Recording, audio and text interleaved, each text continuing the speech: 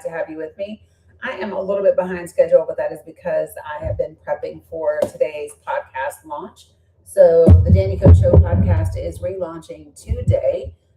You will be able to go wherever your favorite podcasting platform is and take a listen.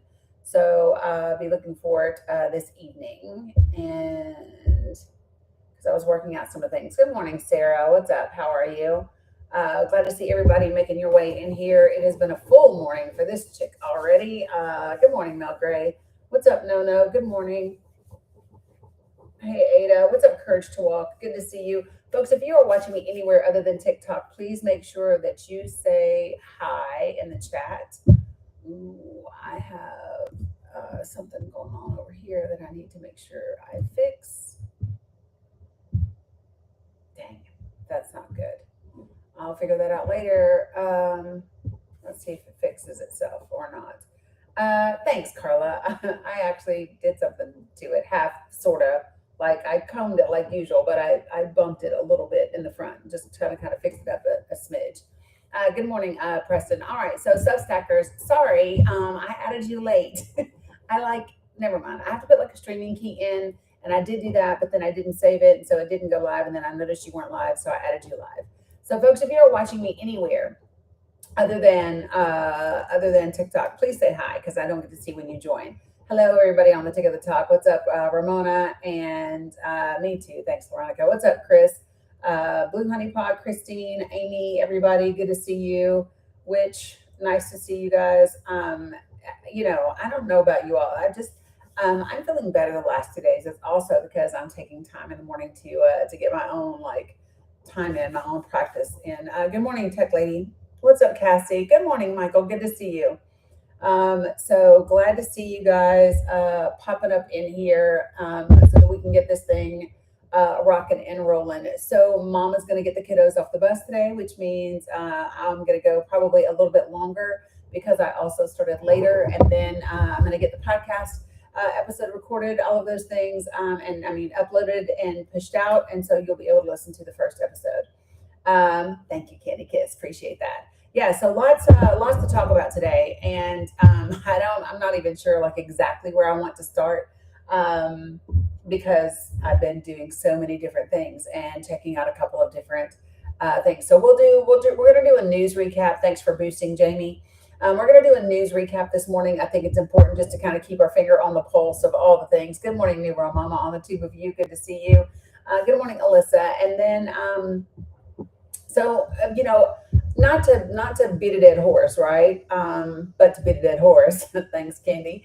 I'm going to be wanting to talk about policy. We got 92 days until the midterms, right? Good morning, Cheryl. Now, that doesn't mean I won't talk about anything else, right? We can absolutely talk about all of the other places of intersectionality that impact how people might be voting. What's up, Jay Nice, right? So if you want to have some conversation about racism in this country, we can do that.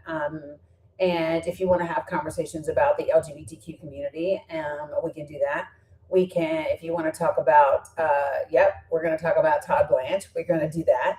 But if you want to talk about Israel and Iran and Gaza / Palestine, we can do all of those things. I just want all of our conversations to come back to the midterms are in 92 days. How are you voting? Who are you voting for? Why are you voting? What matters to you about your vote? All of that. So that's going to be the focus for 92 days straight. And we're gonna do what we do. So let me get some of this stuff pulled up really quickly. And I have an update. So do you all remember last week when we talked about court documents and a post had, good morning, Jen Yaya, and a post that had been put up by the ICE Health Services team earlier this year, I believe in February or March. Appreciate you, Tech Lady. Good morning, B Action. And remember where we were talking about there was evidence that for at least one individual in ICE custody, that there was evidence that they had been force-fed. Do you remember that? So there's some update and some new information regarding that, and we're going to talk about it because that number has now jumped from 1 to 10, and we're going to talk about that today. So, that comes under the heading of immigration, folks. We're going to talk about that today. I also want to look. Oof. Good morning, blessed and grateful. What's up, Cheryl? All right, so let me pull this up really quickly.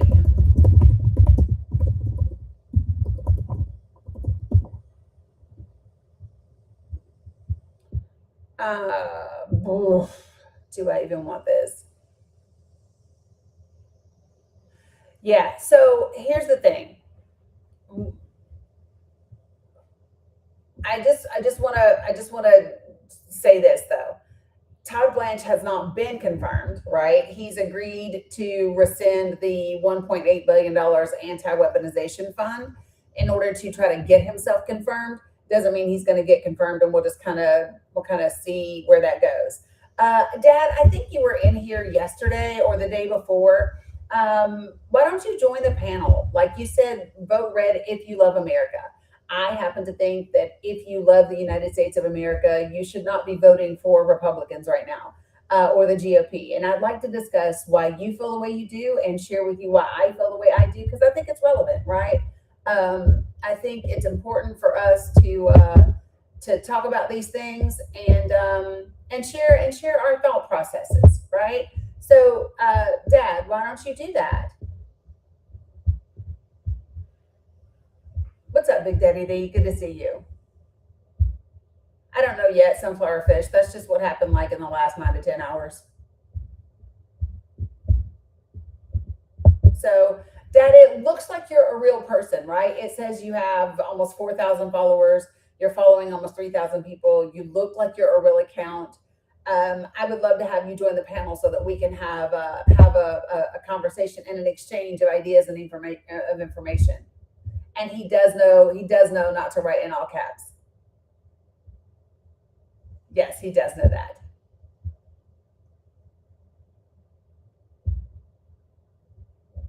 So, Dad, I did send you an invitation, so hopefully you will accept. So let me just say this, folks. If you are an individual that comes into my chat and you have something to say, I'm so good with that. If you want to say vote Republican, if you want to say I love Donald Trump, if you want to say I think progressives are crazy, any of those things is fine with me. There's an echo. Ooh, I don't know what to do about that.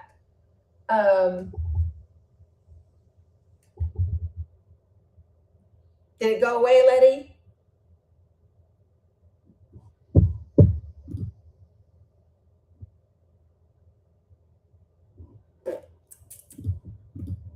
Did it go away, Letty? There's a echo over there on that side of the world on Facebook and Substack. Is there an echo on YouTube too? It went away. Love that for us. Whoop whoop. Okay. All right. So here's what I was saying. No. She was saying it over there on the other side. It's not over here. Good morning, Jeff. Good to see you. So actually, you still hear it, girl. I don't know what to do about that. Give me a second. Let me just see if I can take something out. And let me make sure that I close anything else that was open that might have been, because I was 100% working in getting the podcast stuff. Yeah, we're talking about it. Good morning, Blank Man. Okay, so listen, let me say this again. If you are someone that disagrees with me, I am so game for that. Matter of fact, I would love to have a conversation with you. If you, however, get in this up and you get on the chat and you have things to say and you refuse to actually get on the panel to have a discussion, it's gonna make me not take you seriously. It really puts me in the mindset that you don't mean what you say. You're only here to troll or distract, and that maybe you don't even believe what you're saying. And for me, here's the important thing. You can disagree with me. I just hope that you're not just running around the internet saying whatever you want to say, and not really meaning it. I mean, at least have some integrity and believe the things that you're spouting. You don't hear an echo. Thank you, Jamie. Appreciate you for checking. By the way, can somebody grab the link that I put into the chat that you can see on YouTube and on Twitch, and put that link also in Facebook. So the link that you see on in the chat on YouTube and Facebook and Twitch, that link is how you can actually join the panel on the other platforms, right? So I love it when my TikTok folks, good morning, Cam. I love it when my TikTokers join, right? Good morning, Illinois. I also love it when people from other panels join as well. So for those of you who do not know, we are live right now on TikTok, on Twitch, on YouTube, on Facebook, and on Substack. I think the only place I'm not live this morning is IG.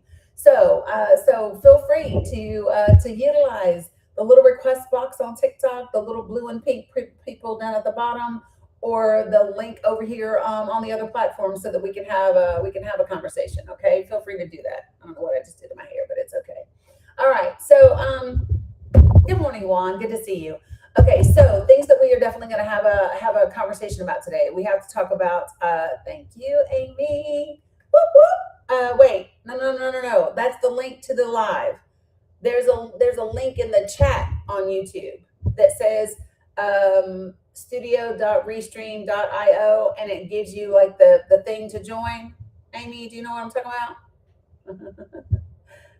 Hey, Michelle, good to see you. That's the link that I want put in the Facebook chat, not the YouTube link to the YouTube live, but the link to join the panel that's in the chat on YouTube. Hopefully that just made sense, y'all. It's a lot. Okay, so things that we are going to talk about today. So if you're going to be here, please do me a favor. Make sure that you give your daily heart me on TikTok. Make sure that you like and share the live. Make sure that you collect your points after you do your daily heart me. All of those different types of things. Okay, it doesn't let you. That sucks. Thank you, Amy, for letting me know. And I will hobble. I need to open up a different thing for Facebook real quick and put that information over there.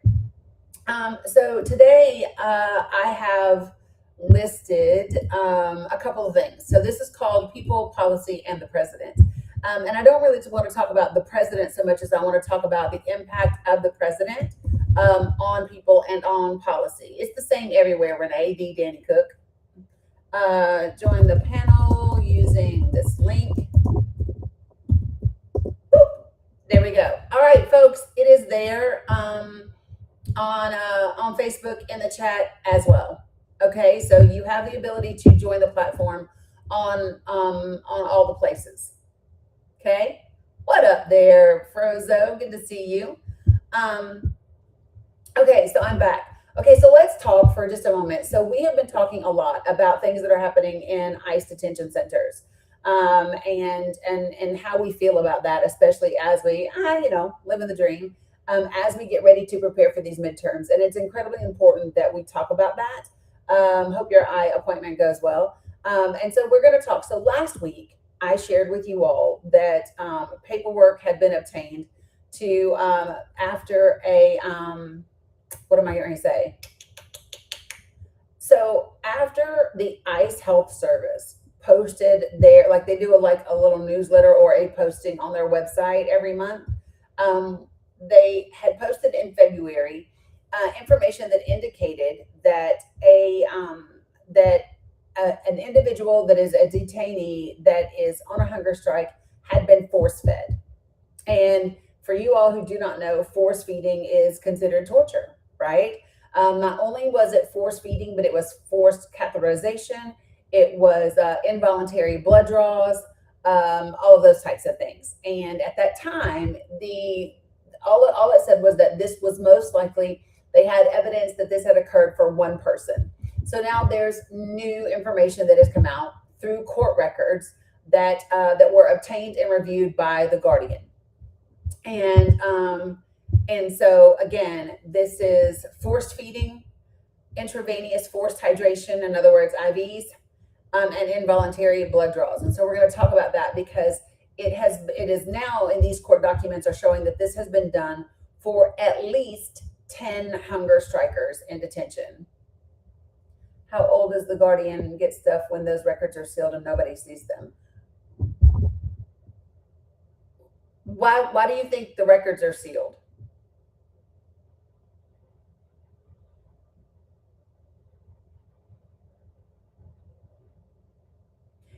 Yeah, Lucid, about 15 minutes ago.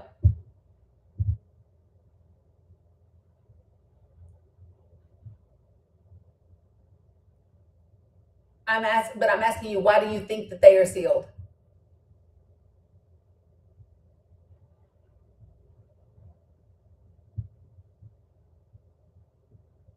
So to be clear, the ICE Health Service actually put this information on their website at first in February of this year.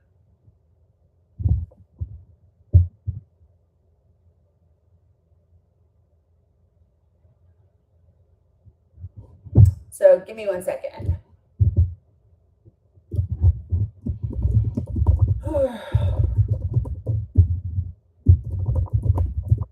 And the reason why I don't think what you're saying is accurate in all cases is, for example, I have all of the court documents for Kilmar Abrego Garcia's cases, right?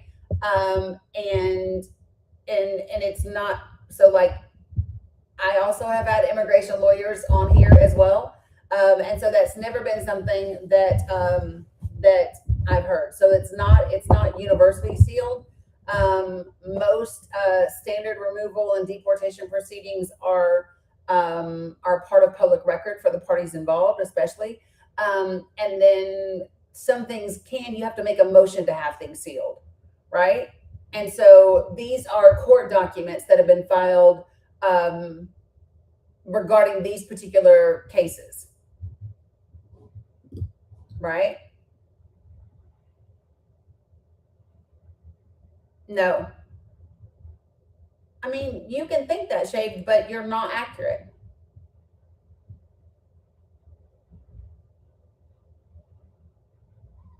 So, well, I'm not going to argue with you. I'm just not. Yeah, they're not universally sealed. Okay, great. All right, so I'm gonna give you the information so that you have it. Give me 1 second.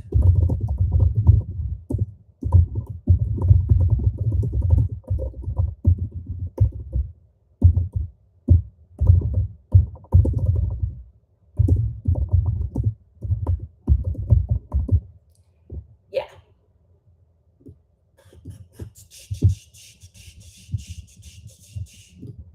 You can actually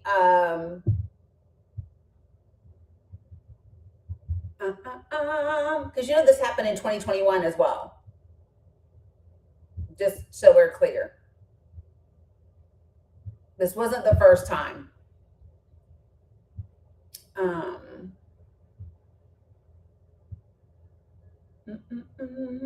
me a second.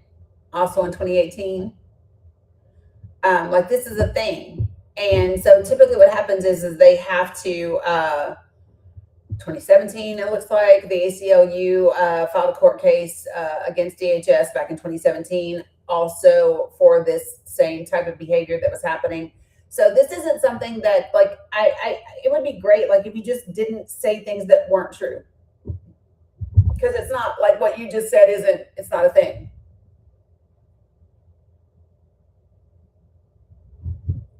Okay. What's up, Tim? Hey, Irvette. I think I said hi to y'all, but in case I didn't, hello. All right, so let me give you and I don't care who you are.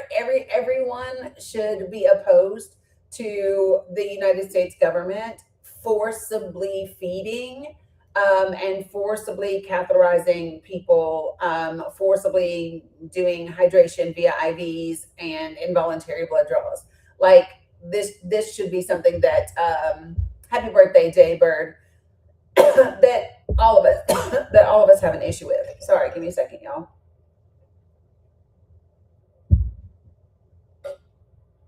Holy jeez. Just saying, almost choked. All right, so here we go. Homeland Security officials under the Trump administration have quietly attempted to subject at least 10 hunger strikers in U.S. immigration detention to involuntary medical procedures, including force feeding, a Guardian investigation has found.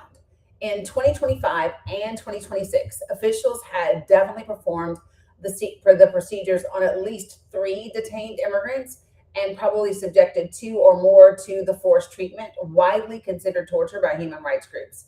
The other 5 people gave in and broke their hunger strike at the last minute as force feeding procedures loomed. The government has not publicly acknowledged the practice of involuntary medical procedures on striking detainees, as the number of people detained by immigration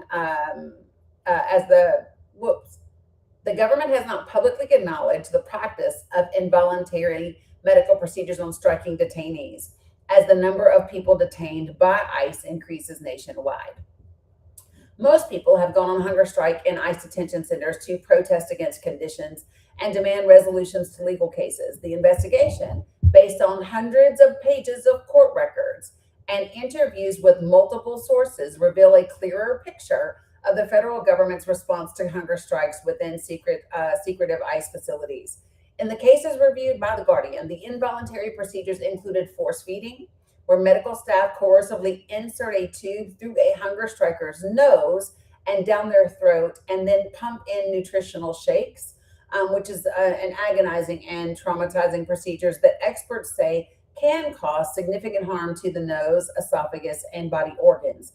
Other procedures included intravenous forced hydration, involuntary blood draws, and the collection of urine samples. In all cases, the DHS, which oversees ICE, requested necessary permission from courts for detention center guards to physically restrain hunger strikers. The Guardian investigation found one Kurdish asylum seeker and hunger striker detained at the privately run Port Isabel Service Processing Center in Los Fresnos, South Texas, was subjected to force feeding for nearly 8 months, beginning in May of 2025 and ending only when he was deported. I want to say that again. One Kurdish asylum seeker and hunger striker detained at the privately run Port Isabel Service Processing Center in Los Fresnos, South Texas, was subjected to force feeding for nearly 8 months, according to a series of filings in the Southern District of Texas federal court, beginning in May of 2025 and ending only when he was deported. Another hunger striker at the same facility was subjected to involuntary medical procedures, including force feeding for nearly 6 months between September of 2025 and March of 2026. Filings in the same court show. Someone detained at the Chrome Service Processing Center in Miami, a privately run ICE jail, was subjected to forced medical procedures for nearly 3 months. Filings in the Southern District of Florida federal court show. DHS seemingly began the forced practices 3 days before Trump's 2025 inauguration for a second term, and then continued. 2 other hunger strikers, one at the Northwest ICE Processing Center in Washington State and another inside the Montgomery Processing Center on the outskirts of Houston, Texas, were probably subjected to forced medical procedures, according to filings in the Western District of Washington and in the Southern District of Texas federal courts. In at least 5 cases, hunger strikers detained in Texas, Arizona, and Florida ended their hunger strike right before officials began with the forced medical procedures. Filings in the Southern District of Texas, District of Arizona, and Southern District of Florida federal courts show.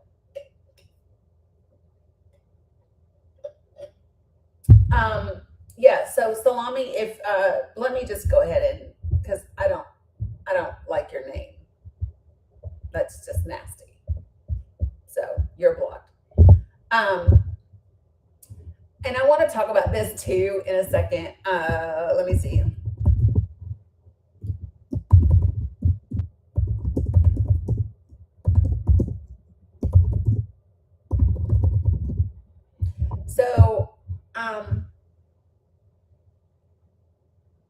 So let me just say this. I'm just going to introduce this really quickly. George, oh my God, what's his name? What's his name? George Lopez. George Lopez. I saw him. Good morning, Jeff. I saw George Lopez talk about Mark Walter. Mark Walter is a part owner in the Lakers and a part owner in the Dodgers. And his investment firm, Guggenheim Partners, held a multi-million-dollar stake in the GEO Group, which is a private prison corporation that operates ICE detention centers. Because of the controversy that happened when that information got out, the GEO Group, the Guggenheim Partners, completely divested from the GEO Group by the end of 2026.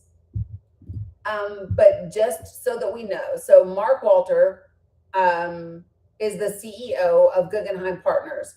And at the time, they held over $12 million in shares of the GEO Group.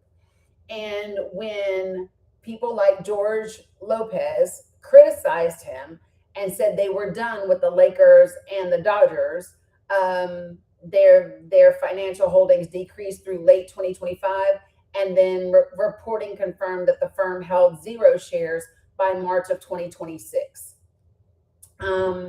I just wanted to give you that piece of information. Yeah, so Dee, if you want to discuss it, I would love for you to join the panel. There's a link that's right there in the chat. I'm Dee Mathis. I would love to talk to you about your chat, your comment. So Dee is saying the liberals are going to end up with socialist. I don't really know what you're trying to communicate there. But I'm going to tell you what Dee said. Dee said the liberals are going to end up with socialist, not plural, but shows with socialist, and they hate America. God protect our country. I would love to talk to you about that, Dee. Like seriously, sincerely, let's have a conversation about what you believe about liberals and socialists, and why you would think that socialists hate America. And one of the reasons why I would love, hey, Dr. Emmy, one of the reasons why I would love to have that conversation is I think that one could reasonably argue that it's capitalists that hate the United States of America, because it is vulture capitalism and extreme capitalism that is tearing the country apart, right? It's not socialists right now that have torn up our healthcare system or have our infrastructure like torn all to pieces. It's not socialists right now that have compromised the Supreme Court and Congress. It's not socialists that are literally voting for and funding a genocide, right, in Gaza. That's not what socialists are doing. So it's not socialists that took money away from the Department of Education and then farmed out the job of the Department of Education to the Department of Labor, where our children are supposed to get free, amazing, incredible education. Those aren't things that socialists are doing. Socialists don't have a for-profit prison system, that's perpetrating, violating human rights and things like that. So let's have a conversation about socialists and liberals and the country. I would love to do that, Dee. Like seriously.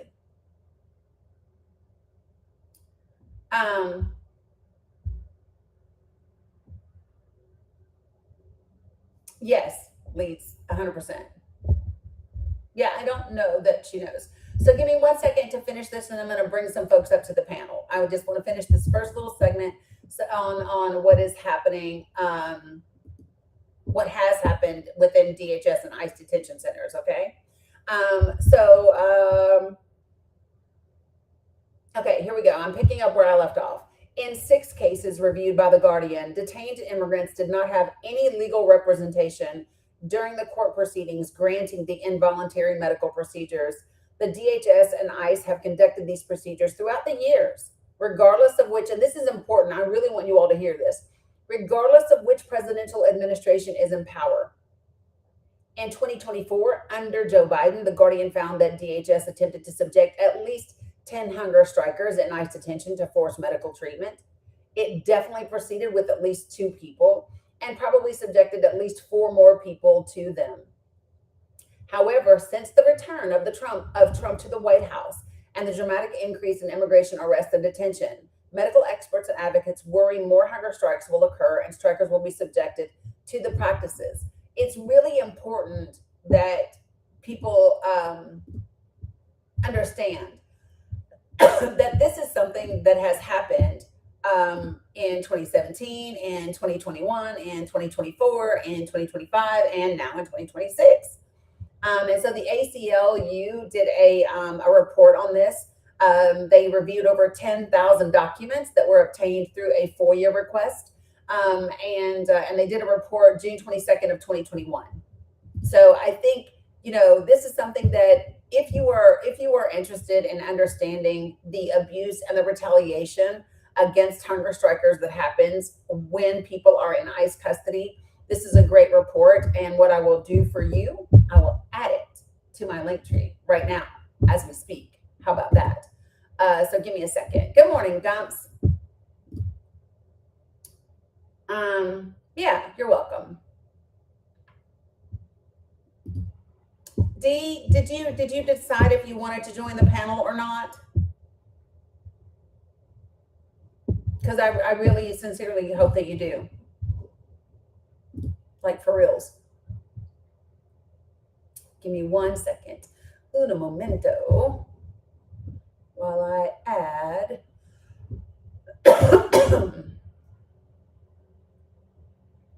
This is going into the newest section of ICE documents.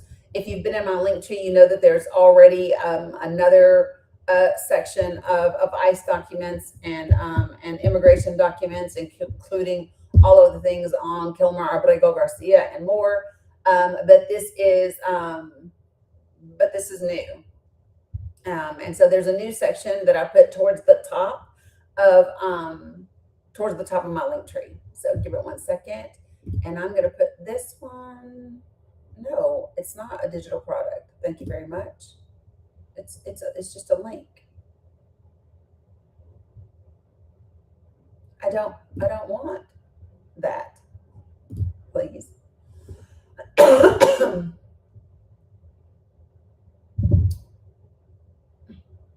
Hold on, y'all. It's a link. And that's what I want.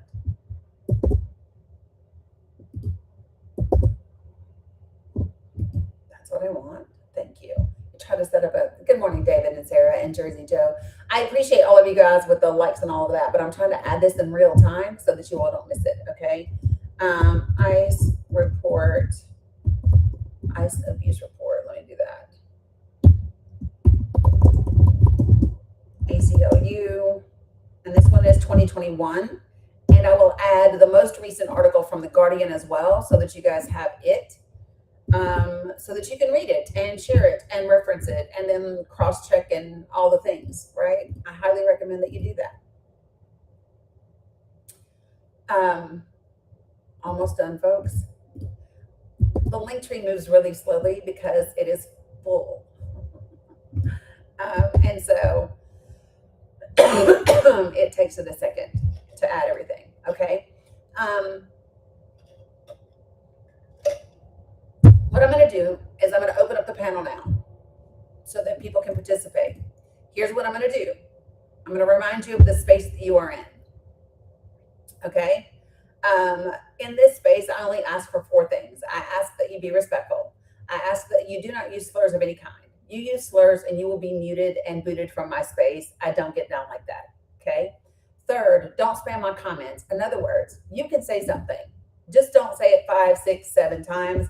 Nobody wants to hear that. It's not productive or helpful to the conversation. And last but not least, don't type in all caps. And this one is really simple. I have folks in my community that have visual impairments. They have visual disabilities. So all caps are reserved for those individuals and my moderator. So be a decent human being. Be respectful of people with disabilities and don't use all caps. That's it, folks. Other than that, we can get on with it and start having a conversation. This looks really dark over here, and I don't know why. It's not as dark over here. It's actually super light over here, like way lighter than it should be, but we're just going to rock with it. I did not, Jay Bunky, I did not. All right, folks, when I bring you to the panel, do me a favor, put yourself on mute until I get to you, all right? Put yourself on mute until I get to you. Appreciate it. Let's get it on and popping.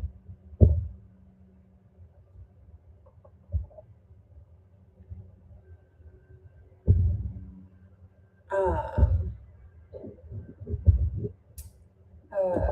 we on? What's up, Gruden? All right. Okay. I think we're good to go now. Okay. All right. Auntie D, good morning and how are you? Auntie D, did you know that you requested up? Auntie D, going once, going twice? I'm guessing not. All right. A's alerts. Good morning and how are you? I did, Linda. We had it pulled up yesterday to discuss it, and it's still pulled up today. We just did not get to it yesterday. Go ahead, Azalard. Okay. I want to. When you say someone's being force fed, people don't understand what's that really all about. When someone's force fed, especially for 8 months, that's crazy stuff. Yeah. That's real crazy. So the way the court documents described it is they literally took a tube, inserted it in the nostril, in the nose, all the way down the esophagus, and then they force fed nutritional shakes. Right, but there's more to that. Yeah.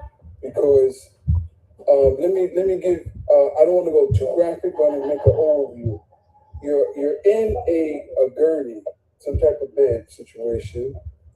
You're restrained, hand and foot. Okay. Now, where's your body fluids going? You have to exit. That has to be captured. So the cat tube, that's painful and can cause infections. Okay? And if they don't do it, then that's bedwetting and stuff like that, incontinence. And then you have body sores, which is even worse. So people, this is some real hard stuff. Yes. It's horrific. You know? Yeah. If the ACLU report that I put in the link tree, Azel, here's the little section that it has on the forced feeding via the nasogastric tube, the NG tube. It says a plastic tube is inserted through one of the nostrils and advanced to the back of the throat and the esophagus to the stomach. This can be a very painful procedure that causes gagging, skin and tissue irritation, and in rare cases, perforation of vital organs. The tube can also be misdirected and advanced into the airways instead of the esophagus, potentially causing serious infections. When officials insert an NG tube against a person's will, they typically must forcibly restrain the individual by staff or via mechanical restraints. So that's this part. The next one is forced hydration. Intravenous and PICC, which is a peripherally inserted central catheter lines, are the most common means of providing hydration and parenteral nutrition. In both procedures, soft tubes are inserted into a vein in the arm, leg, or neck via needles. The procedures can cause local pain and bleeding. They can cause damage to blood vessels and increase risk of infections and other complications. And then there's the forced urinary catheterizations. A tube is inserted into the urethra, and when cooperation or consent is not obtained, and these are forcibly, physical or chemical restraints have been used. Chemical restraints, regardless of whether a catheter is inserted. The risks include local injuries, pain, bleeding, infection, damage to the surrounding structures, including vital organs. So these are things that are happening in ICE detention centers, and they have existed before this administration. However, it looks like they have increased under this administration based on court documents. You want to go ahead, Azel? Yeah, and the other piece is this is not a medical facility. This is garbage. If they feed trash and all that, you're not looking at an A1 type environment. Right. Right. 100%. This is something you want your parents to be in. So this is horrendous stuff. Sorry for the background. That's people okay. So, it's really horrific, folks. Yeah, and I don't know, like you said, 10 or so over time. Any one is worse. And then on top of that, they can't keep it in there for so long, they have to take it out and put a new one in. So they have to redo it all over again. This is not staying in there for long periods of time. So people are suffering on top of this. Yep.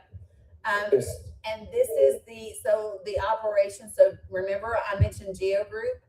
Geo Group is actually the private prison company that runs guard operations in two of the facilities where this is happening.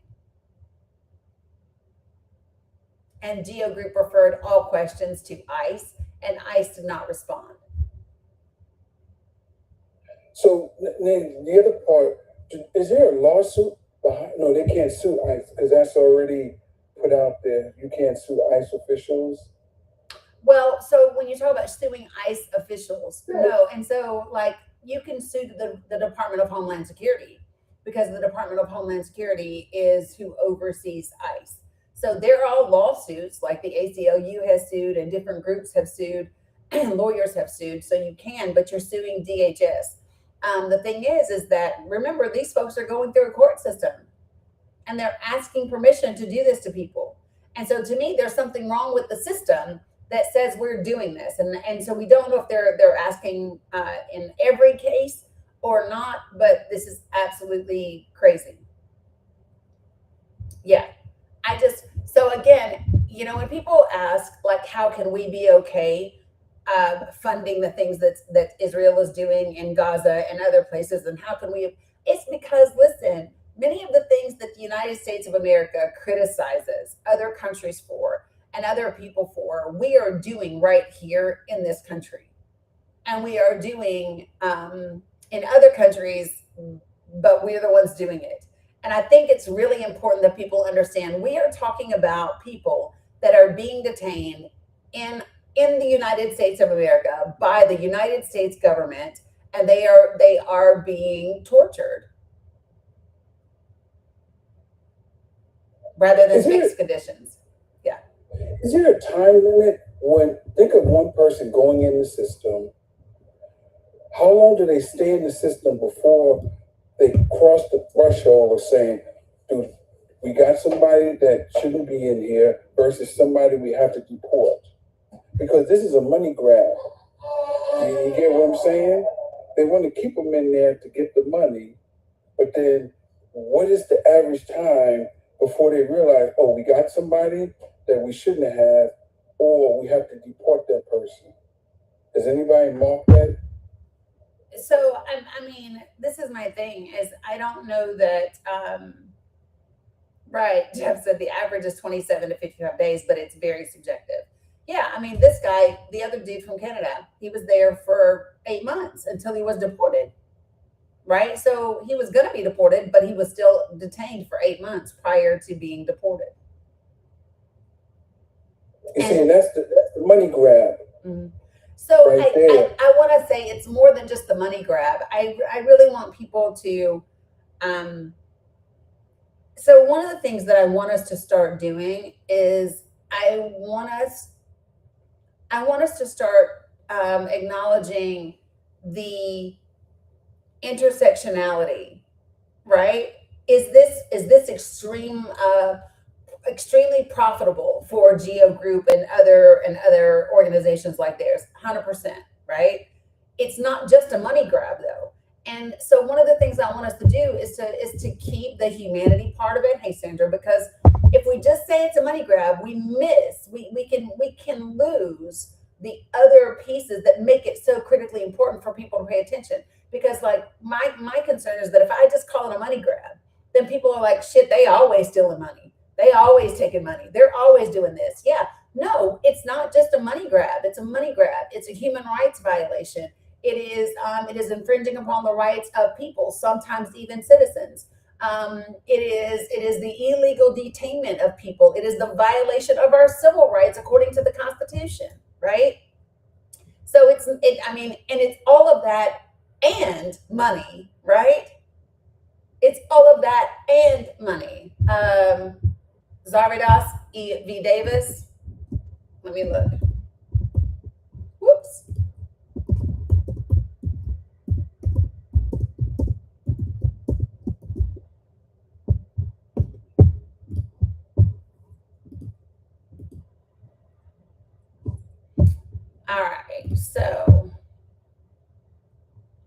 So, Zabidas v. Davis is a court case that was decided in June of 2001. I tell you what I'll do is I'll take a look at it. I've got it pulled up. See you later, Mohammed Was. I'll pull it up, Jeff, and kind of give it a run through, and then we can talk about it. Excuse me, we can talk about it on tomorrow's live. I'm down for that. Love a good court case for reference. So let me, but here he is.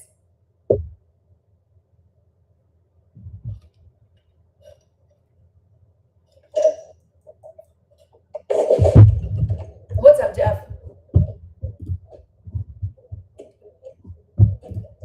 Not too much. I was just gonna explain that one real quick, but if you want to do a deeper dive on that, you can give a summary, and then we can do a deeper dive tomorrow. But you can give a summary. Yeah, basically the net result of the case was that it limits amount of time that ICE can hold someone in detainment to a maximum of 6 months once a court has issued a final order of removal. So basically, once a court has said, "Hey, yeah, get rid of this guy," or gal, whoever it is, they have to have that deportation effected within 6 months of the date of that court order. Otherwise, they're required, per this precedent that was set in the Supreme Court, to release the detainee on a bond and go through that process over again. So anyone past 6 months past their order of removal, they're violating Supreme Court rulings to keep them in detainment. That's part of the reason why they're shuffling people around so much. They get lost in the system, and then they can't find them, and the clock resets. Did you know? So one of the things that I found astounding is it wasn't until December of 2024 that the United States government actually tracked whether or not people showed up to like their hearings. Did you know that? Yeah, it's been ridiculous how little oversight there is in the whole immigration system, and between that and the removal of all the judges and the lack of court infrastructure is just there's no one steering the ship. Yeah. So not effectively anyway. Yeah. So the Government Accountability Office, that's the GAO, right? They put out a report, and we talked about this once before. That there was they just were relying on proxy data. There was no systemic tracking to be able to say, oh, this person has a court date. Oh, they showed up for court. Oh, they're this. Oh, they're that. It was just all kind of whatever. And so they actually talked about that, that there needed to be something in place to be able to make that happen. And so this is all the way back in 2024. Now, let me just give you my thing about this, folks. If we were under siege by these violent, criminal, unauthorized immigrants, right? Do you not think we would have had a fucking tracking system to know that? Like, the very fact that it was so lax tells you how big of a problem it really wasn't. Right? Right, and that lack of tracking is also how the people on the right are making that talking point of, they rescued 300,000 children from trafficking, and it's not. No. They were released to their sponsor homes, and there's no tracking after that. Correct. They just go and live their life. Right, and we talked about this before. So not only are they released to their sponsor homes, right? But sometimes when they change sponsor homes, that doesn't get communicated back. Like, once it gets into like a state system and there's sponsor stuff on a state system, that information doesn't make it back to the federal. And so they're like, oh, they lost children. No, the fuck, they didn't lose children. And I really need to say this. If this was a government that cared about children, come on, y'all, we would have fully funded education. We would have free health care for our children. We would have free school lunches. We would have free school lunches. This is not a government that cares about children. It's just not. Yeah, they care about increasing birth rates for the tax roll, and once you're born, it's your problem. Exactly. That's legitimately it. They don't care about women. They don't care about children. Like it just is what it is, and we know that based on the policies that are happening in our systems that are set up. You can't be like, oh, I care about you because I located you in the data, but I vote against every single policy that would make your life better. What? You're not a child. You're a future taxpayer and a future underpaid worker for the billionaires. 100%. That's it. Yes, 100%. And this is not difficult information to grasp. So, two things to take away from this information right here. Number one, we haven't had, good morning, we haven't had a tracking system on a federal level where everything like got reported back ever. The Government Accountability Office said this very thing in its report in December of 2024. So what does that tell you? It tells you that we are not under siege from these violent, crazy criminals. Because if we were, we'd have had a tracking system before now. And number two, we didn't lose 300,000 children. We don't have a fucking tracking system. So yeah, they're not lost, bro. They're just given to their sponsor homes. And sometimes they change from one sponsor home to another. And because there is no tracking system, you can't pinpoint exactly where they are. Doesn't mean they're lost though. They're just in a different system that doesn't talk back to the main system because it's not all connected together. That's not difficult to understand. Yeah, but thanks. Yeah. No, and one thing to piggyback off what Hazel was saying too, it just so that everyone's aware, the reason they're going to the courts to get these court orders to allow the force feeding and force hydration and intubation and catheterization of people is because in the U.S. it's not illegal to do so. It is a violation of international law. However, the U.S. doesn't subscribe to the international law. It's also a violation of the UN Human Rights Court, as well as a couple other human rights. And the ACLU is also actively going against it. So you can't actually sue for violation of a hunger strike for force feeding. However, what you can do is document and prove inhumane and cruel treatment and secondary complications that arise, like say they, perforate your bowel tract with the catheter, or they, scrape your esophagus raw, or anything like that. Say that happens, you can sue for damages for that, but not for the initial cause. So the burden of proof is significantly lower. Yeah. So I want people to understand something. The United States of America does not participate in the ICC. We have declined to subscribe to the International Criminal Court. We have said no. And I think it was one of the Bushes that was like, yeah, no, because then you might hold us accountable. I'm paraphrasing, but that's kind of what he said. And so, it's wild for us because we're fed this propaganda that we are so much better than all of these other places, and we don't do these horrific things that everybody else does. And yet there are dozens of other countries that subscribe to an authority that we choose not to because we don't want to be held accountable. Good morning, Georgia. Exactly. The ICC and The Hague have been around since basically the Nuremberg era, and we have declined every time to be a signatory member. And if you think about it, go back to just 1950 and do the research. How many, CIA regime changes and black ops and things have happened in the last 80 years that we would have had to be accountable for had we been a signatory? That's the exact reason why we didn't, because it wouldn't allow us to do all the BS that we do. 100%. And by the way, if you're interested in some of those coups that the CIA attempted to do, they are in my link tree. So that you can have a way more than Operation Ajax. Oh yeah, it's way more than Operation Ajax. There's quite a few. There's PB Success and Ajax, and I think one of the documents I have in there gives you at least like a dozen, 10 to 12 of them. And this is what's funny is when you look at the documents, because these are documents that have now been declassified by the CIA, but they tell you that they have been sanitized.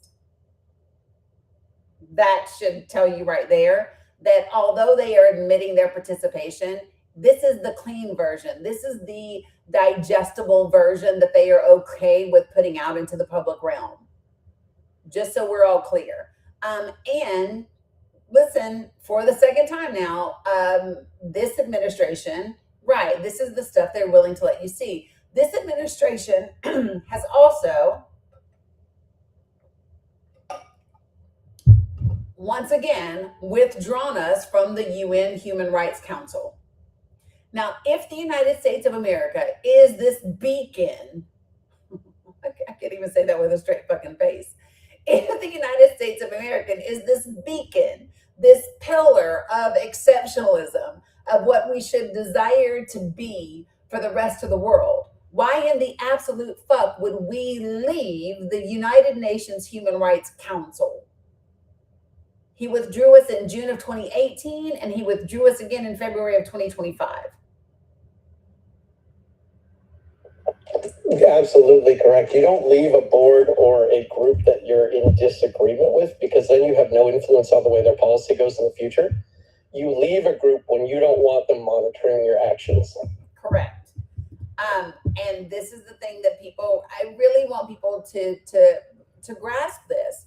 I want you to justify for me, like, give me your take, right, on why the United States of America, the greatest country in the world, and I do that with massive air quotes, right?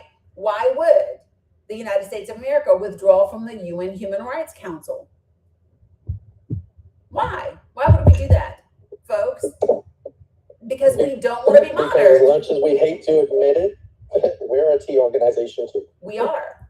And listen, and when I say that, we just hate admitting it. Yes. When people say that, it is, listen, when people talk about the United States of America, okay, and we say, listen, the United States of America commits acts of terrorism and we are a terrorist organization, that is not an unpatriotic thing to say. It is the most patriotic thing that you can say, because it demonstrates that you desire for the country that you are in, right, to be different, to be better, to be what we say that we are. And so listen, for all of y'all that, well, if you don't like it, you just leave. Well, how about fuck you and no, I won't, because this is my country. This is mine. And so I get to say, no, this is bullshit. And no, you don't get to do this. Right. They didn't leave under Biden or Obama, Jeff. Listen, they didn't leave under Obama. Right? I get so many darn hate comments about the fact that my Facebook profile pic is a distress flag. Oh, and yeah. It's like, y'all don't remember when every darn Facebook profile, yeah, exactly. When every darn Facebook profile pic was the tree of life or the distress flag on the right when Obama and Biden were in office, you know, and the whole 86-47 thing, and they don't remember there's a whole line of books that's still on the interwebs for doing the same thing to Biden and Obama. Yeah, 100%. And listen, here's my thing. I personally, this is just me as a person, I do not desire to see Donald Trump deceased. Like, that's not a thing that I sit around and go, oh, I can't wait for the day. I know that there are people who do, right? I will not mourn that day when it happens, right? Like, there's a difference. I'm not going to mourn when it happened, and I'm not going to celebrate it either, because that's a thing for me, right? Me as an individual, I don't want to be that person. I don't want to be that person that celebrates the demise or the deceased or the pain of someone else. Because to me, that's right. This isn't about vengeance. It's about justice and progress. Yes, 100%. Go on and get out of office, live your best life, whatever. You don't matter. You're not relevant once you're out of the position of being able to screw things up. Yes. And my thing is the only thing that I look for is accountability for the things that have been done from a legal standpoint, right? From a country standpoint. Other than that, I literally don't care. And I say this to people all the time. I don't know if you've heard me say this, Jeff, or not, but about a year ago, I started talking to people about how we should talk about the president. And I said that we should stop saying Trump. We should start saying the president of the United States. And we should say that all the time and all the things. You want to talk about something that he said? Don't say, oh, Trump said this. Why? Because he spent years on reality TV saying outlandish things, and people are used to it. People expect for him to say wild, crazy, wild things, right? So it diminishes the impact. But say the president of the United States said this, right? So say the president of the United States said it was a good and great thing that Mueller died, right? Say that. Exactly. Bring the disrespect to the office so people actually, get the point. Yes. That's why I've stopped using his name in many instances, especially in writing. That's also why I stopped using the admittedly hilarious sometimes nicknames for him, and just refer to it as POTUS, because at the end of the day, it doesn't matter who's in the chair. It matters that the respect and dignity is upheld by whoever sits there. Yes, because it's about the office. This is what people really need to understand. I still don't use his initials. And I'll tell you why I don't use his initials. Listen, you all, he signs all of his things DJT, bits for bytes. He signs it DJT. So he loves, listen, that man has told you he believes that just his name adds millions of dollars of value to buildings and everything else, right? So he loves to see his name, which is why I don't want to use it. I will use the president of the United States because that is the office that he represents. And what he does in that office is going to have a stench and a sting and a remnant and a stain, as a matter of fact, on that office for years and years and years and years and years to come. Yeah, it's also a good idea to refer to the office of POTUS rather than a particular term name as well, especially when you're having discussions across the aisle, because then you can align things with the office of the president. You can attach things to the office of the president without a name involved. Mm-hmm. So they have to actually, whoever you're talking to, has to actually stop and digest and think so they can figure out who you're referring to before they just spout out an opinion or a random talking point that they've been spoon-fed. So they actually have to engage their brain cells to come up with a response that they actually think about. 100%. And so, like, this is the thing. I've been saying this for such a long time. If you guys have been with me, you know that I've said this. The president, y'all. Because here's the thing. If Donald Trump was not the president, I would give less than 0 fucks about him. Never watched him on reality TV. Never looked at him, admired him. Like, I literally couldn't care less. The only reason he's relevant is because he is the president of the United States of America. Good morning, Wasim. That's it. And so that has to be the conversation. And we have to start talking about the office of the presidency. The other thing that I really don't think that people understand, I want people to stop laughing when he falls asleep on TV. I want people to stop laughing when he doesn't remember that he gave Fauci an award. I want people to stop laughing about that. And the reason why is because the shit is not funny. That is the president of the United States of America, and world leaders all around the world are watching. If you do not think that is, and I'm just giving you my opinion, that is a national security risk. On prime fucking time TV, being watched all around the world. If you do not think that other countries that do not care for us, that do not like us, are watching our leadership and paying attention to what is happening, I'm telling you all, they see the ineptitude at every level. They watch Pete Hegseth fucking quote Pulp Fiction like it's the Bible. If you do not think that other world leaders realize that this is a fucking circus, right? You're wrong. And it is a national security risk. It's not funny. I think we laugh to keep from crying, but for fuck's sake, cry. And then cry and get angry. Because absolutely. It's like they hired the cabinet off the cast of Nickelodeon. Yes. And this is my point, folks. It's not, and so this is, I think, the danger, Jeff. One of the things that I think makes him being president so dangerous, same thing as Ronald Reagan, is because he comes from entertainment, right? That's what people expect from him. There's not the same, it's not the same as watching a career professional individual, right, ascend to the highest office of the land. It's not the same. Right? That's why he's so fixated on poll results. It's the equivalent of ratings for him. Yes. He doesn't care about what the policy is. He cares about how popular the whatever he tweets gets him. Yes. And that's not any kind of way to run a country, especially not if you're actually trying to run it with the intent of making it better for people. 100%. 100%. I mean, I know that it's embarrassing, y'all, but listen, get past the embarrassment. Embarrassment to me is like, look, I'm embarrassed if I fart in public. I'm embarrassed if I trip on the sidewalk and I look around to see if people are watching, right? Embarrassment is not an accurate enough explanation of how I feel about being in the United States of America under the current administration and the leadership. We literally have we have a secretary for the Department of Education who thought AI was A1 sauce, who does not know what DEIA is, what the IDEA law is.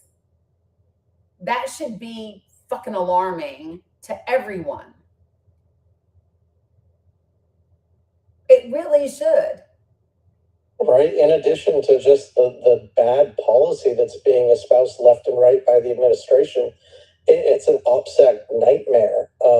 There's no handle, no understanding of what national security means to these people that are being gifted, inside knowledge about all our state secrets, and they can't even keep themselves out of a darn group chat. I mean, we get embarrassed by it, but at the same time, think about could it in that group chat that wasn't and could have been leaked to everywhere. So Jeff, I talk about this at length. So when I was in the military, my security clearance was TSSCI. So it was sensitive compartmental information. I worked in the SCIF. So I worked where all them damn documents that were sitting beside bathrooms and on stages at Mar-a-Lago could have been kept, right? And when I saw that signal chat, I almost lost my mind. I was like, you've got to be fucking kidding me. And they better be so glad. What was his name? Jeff, the editor from the Atlantic. Yes. Yeah. They better be so glad that man, number one, loves his country. That man was more of a patriot than anyone in the cabinet. Yes, and he has integrity, because if he did not love us and if he did not have integrity, we would have been ass out, because that information could have been leaked anywhere, everywhere in like that amount of time. Right? It was hours ahead of time. That could have been gifted to the people that we were bombing. And they would have paid a shit ton of money for it. And they would have paid a shit ton of money for it, right? Yes, they would. Right? And yeah, no. To give you an idea, folks, listen, Pete Hegseth on his best fucking day could not get a top secret security clearance if he was not appointed to the Secretary of Defense by this president. Well, how do I know? Because there were already allegations of sexual assault. There was an NDA with the girl. Listen, you do not get top secret security clearances. You do not get TSSCI clearance if you can be blackmailed, if you have any potential liabilities and vulnerabilities. Same thing for the president, which is why, call me crazy, Jeff, I believe that people that are running for offices for Congress and for the president, I believe they should have to go through background checks. 100%. I do. If they're getting that info, they should go through the same background check the military does. And they don't, because they're elected. It took me 7 months to get my TS, and it was over a phone bill. Like, That's how, for you guys that haven't had one before, that's how bad it is. They go back 10 to 20 years, depending on your clearance, and literally an unpaid phone bill from after you enlisted that isn't even yours anymore can put you in jeopardy. They don't play. And for them to just give that level of access to someone just because they got votes is a horrible breach of national security and something that needs to be adjusted. Absolutely. 100%. And so, Chief, just to remind you, Chief has said, just to remind everyone, Biden had secret files in the garage on the floor next to the car. Just to remind everybody, when Biden discovered them, he readily turned them over. He didn't hide them. He didn't ask his lawyers if he could pretend they weren't fucking there. He didn't put them on a plane and send them anywhere else. Just to remind you of that. So if you have never, and since none of us have ever been the president of the United States, I wouldn't hazard a guess as to how easy it could be to inadvertently have secret information or something get left in a place where it shouldn't be. I can't hazard a guess. Okay. What I will say is, because so did Mike Pence. Can we remember that? If you're going to talk about Joe Biden, then you must also talk about Mike Pence. And here's the difference. And here's the reason Mike Pence and Joe Biden are both different than the president of the United States. Because both of them, when they discovered that they had materials that were classified that they shouldn't, they turned them the fuck over immediately. That, my friends, is the difference. And a box is different than boxes. Very different. Yeah, and he didn't go on national TV saying, hey, I meant to declassify those. We're going to declassify them retroactively. Right. No excuses. Oops, right. I messed up. Here we go. And no, they weren't locked in a bathroom. No, they weren't locked in a bathroom. Now you're lying. They were also on stage in Mar-a-Lago, open access, where people could just walk through the ballroom. They were up there. They sure were. And even if they were locked in, that's still a violation of OPSEC for SCIF-related files. That's not 100%. an adequate storage facility for that. 100%. How would Just you like when add they the were- background checks to be mandatory? Easy. When people go to file their paperwork to run for office, as soon as they file that paperwork and they get their signatures to run for office, then that should be a process that is automatically generated when they go to run for federal office, period.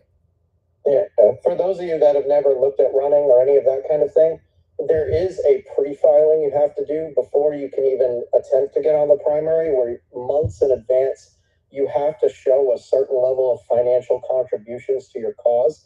Now, they can in many states be self-funded, so that's why we get so many rich people in office. But you still have to show that money, and at the time where you file that, for example, in Florida, the filing date for me is April to get on the August primary. So I have to show contributions by April to get on the August primary. So in order to do that at the time of filing in April, that would be when you've expressed interest and like you've shown activity to get on a primary.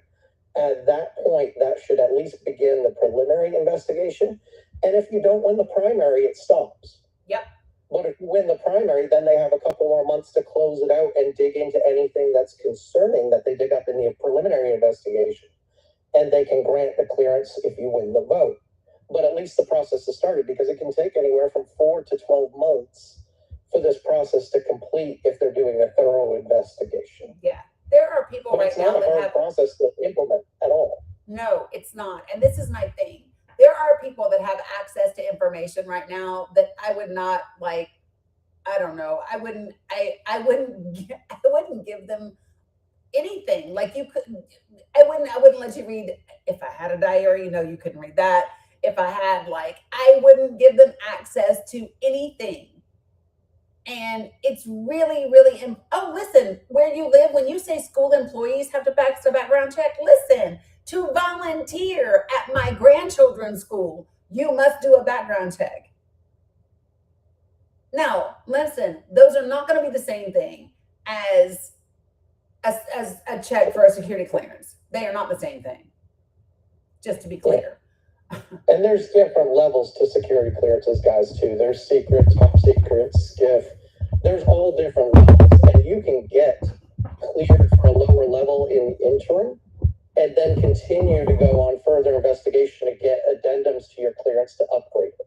Yes. So there's literally no reason why they can't do this other than no one wants to, because they're probably afraid of what they're going to find when they dig into half the people's backgrounds they're sitting in office. Yes. I'm just saying, folks, when I think about this, and you all have heard me talk about this a lot, I think it's absolutely crazy and asinine that just because people are voted for, and here's my thing, right? It would be different if we knew that we had a system where there was transparency. We don't, y'all. We don't have a system that is transparent. And so we are compromised at every level. It is wild to me. When I think about the people, it is crazy that we have people that have investments in companies and countries and all of the things that we have. We are not. I just think there are people that I think about right now that I think about in Congress, or I think about that are in this administration, and I go, oh my God, no. Like, no, and fucking no. I wouldn't want you to have the coordinates to where I'm at. If I were serving in the military, I wouldn't want you to know our movements of the troops. I wouldn't trust you. I just don't trust you. Many of them, I believe, could be bought. That's my personal fucking opinion. I still want to know about the $10 million from Egypt in the first go around. I just do. Yeah. Let me ask you this. When I say $10 million from Egypt in a suitcase during the first Trump administration, does anyone not know what I'm talking about? Put a 1 in the chat if you don't know what I'm talking about when I say $10 million from Egypt. Because, there was, oh my God.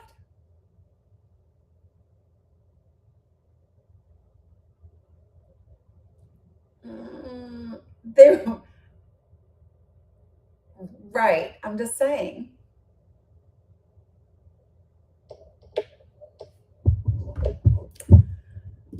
And even if you don't have the distrust level because they haven't shown anything out of the ordinary or whatever, there's still plenty of people in cabinet positions, in congressional committee positions, that you look at their resume, you look at their curriculum vitae and whatever, and you're like, how the heck are they on this committee? They have literally no practical experience in the subject matter. Yes.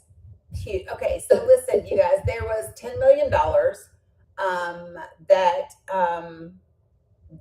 is alleged to have been routed to the 2016 campaign of the president. And there was actually a criminal investigation by the Justice Department into that particular action.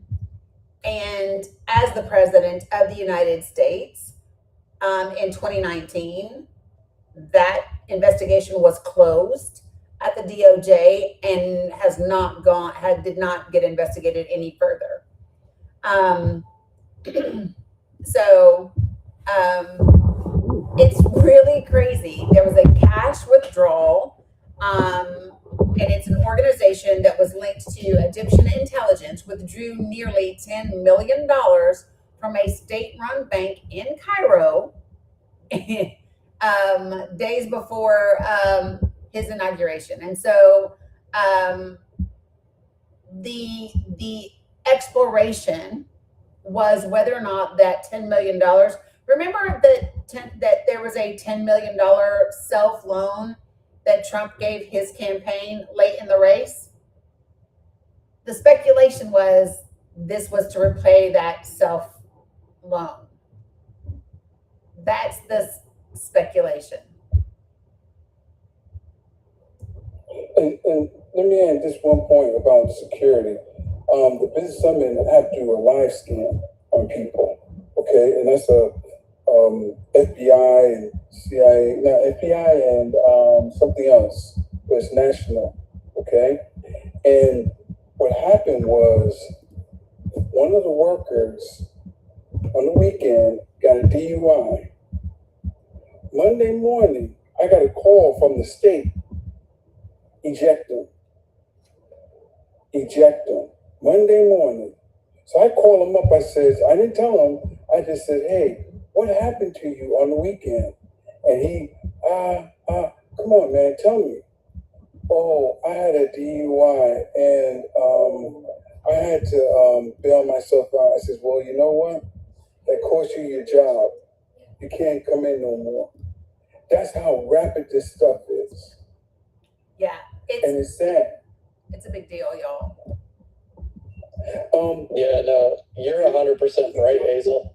Keith, I got to get back to work, and it was a pleasure being up here. You guys, do my spot, come in and out when I can. Have a blessed day, everybody. Yeah, you too. Appreciate you, Hazel. Yeah. So, like, when we talk about this stuff, okay, so listen, folks, I'm going to bring a couple of people up onto the panel. When I bring you on the panel, put yourself on mute until I get to you, please. That way we can kind of have a respectful discussion. All right. So, really quickly, folks. Barbie, did you mean to request that? No, I didn't. Okay, I got you. No worries. Okay, so Kilowatt, it looks like, I don't know, I accepted you, but you didn't come up. Folks, I asked for 4 things. I'm going to remind you of them since I'm bringing people up to the panel so that you know how to behave.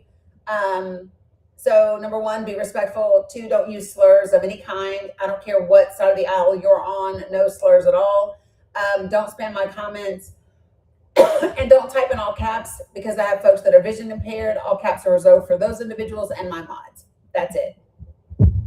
But when I talked about this stuff over the last 2 years, Jeff, there were people that were like, oh, you're just being so whatever. And I thought, you have no clue. They really don't. Like when I was in and going through my AIT, so I joined as an Intel analyst with the foreign language notation on my file and anti-terrorism. So that was what I did. So obviously need secure clearance. Yes. Yeah, I was a 98 Golf. But losing that clearance would have put me at risk of being reclassed at the needs of the Army. Yeah. So what that means, folks, is I could have lost my Intel position in infantry. 11 Bravo, buddy. I probably would have ended up because they were doing AIT at the same facility that I was in for boots, so it probably would have been that. But at the same time, you don't get a choice. No, you don't get it. So I don't know how old you are, but I reckon I'm older than you, right? So when I enlisted in 91, I was a 74 Charlie. So I was a telecommunications center operator. So and I went in right out of high school. So it was easier for me to get my clearance because I hadn't done shit yet. Hadn't really lived. And but so by the time I left AIT, I had my secret clearance. And that was at Gordon. And then my first duty station was Yongsan, Korea. And Jeff, I will never forget getting bussed out to Tango Mountain. So if you all don't know what Tango Mountain is, Tango Mountain in Korea is one of the few places believed to be able to withstand a nuclear boom boom. Okay. And so I would get bussed out an hour and a half to Tango Mountain. And then we would have to hike up the mountain because you got to go up it because the bus doesn't go all the way up to the top of the hill. Then you go through, you have South Korean military, right? Because we share bases with them. And so they would be there. You go through your checkpoints and all that good stuff, and you go down. And then I would have to go down into the mountain and down through the tunnels, literally inside a mountain, inside a skiff. And we had our shifts at that time where we did 24 hours on, 48 hours off, or whatever they were. Sometimes 24, just depended. But it was back in the days where when I describe this, people don't know what I'm talking about. But so this is how wise I am. I won't say old. This is how wise I am. So back in that day, in order to have our systems communicate to each other and have a secure connection, imagine like a roll of tickets like when you go to a park or whatever, or a raffle, and they have like the little roll of tickets, and you have one side of the ticket you get to keep and the other they get to keep, y'all. So imagine that, but it's full of all these different patterns of holes, because that's how they talk to each other, like the scariest moment I ever had in my life, Jeff, was when we were off sync with somebody else, right? And we had to destroy one of those things. And like there's a whole process when you got to burn it, you got to sign a thing, you got to do a thing, and you got to like. Yeah, it's like the old IBM time card punch cards. Yes, it's ridiculous. when I got to Youngsong and they brought me in this office, imagine I'm 19. They bring me in this office and they sit me down with this paperwork in front of me. I will never forget being read on, right? When I got read on, and I was like, and when you read it, it's like literally like if you violate the things that it's $20,000, no, $200,000 fine for every occurrence it can be, and like 20 years in prison. I don't talk about Leavenworth, not yes, not public prison. It's Leavenworth. Listen, my little 19-year-old ass was scared like straight as an arrow. I wasn't talking about shit in the skiff. Right? Like I said, I was scared that I was going to be an infantry person, so they don't play with those top secret clearances. They don't. My last orders were Weejongbu. My degree was in Korean. Oh, nice. So. I wish now that I had.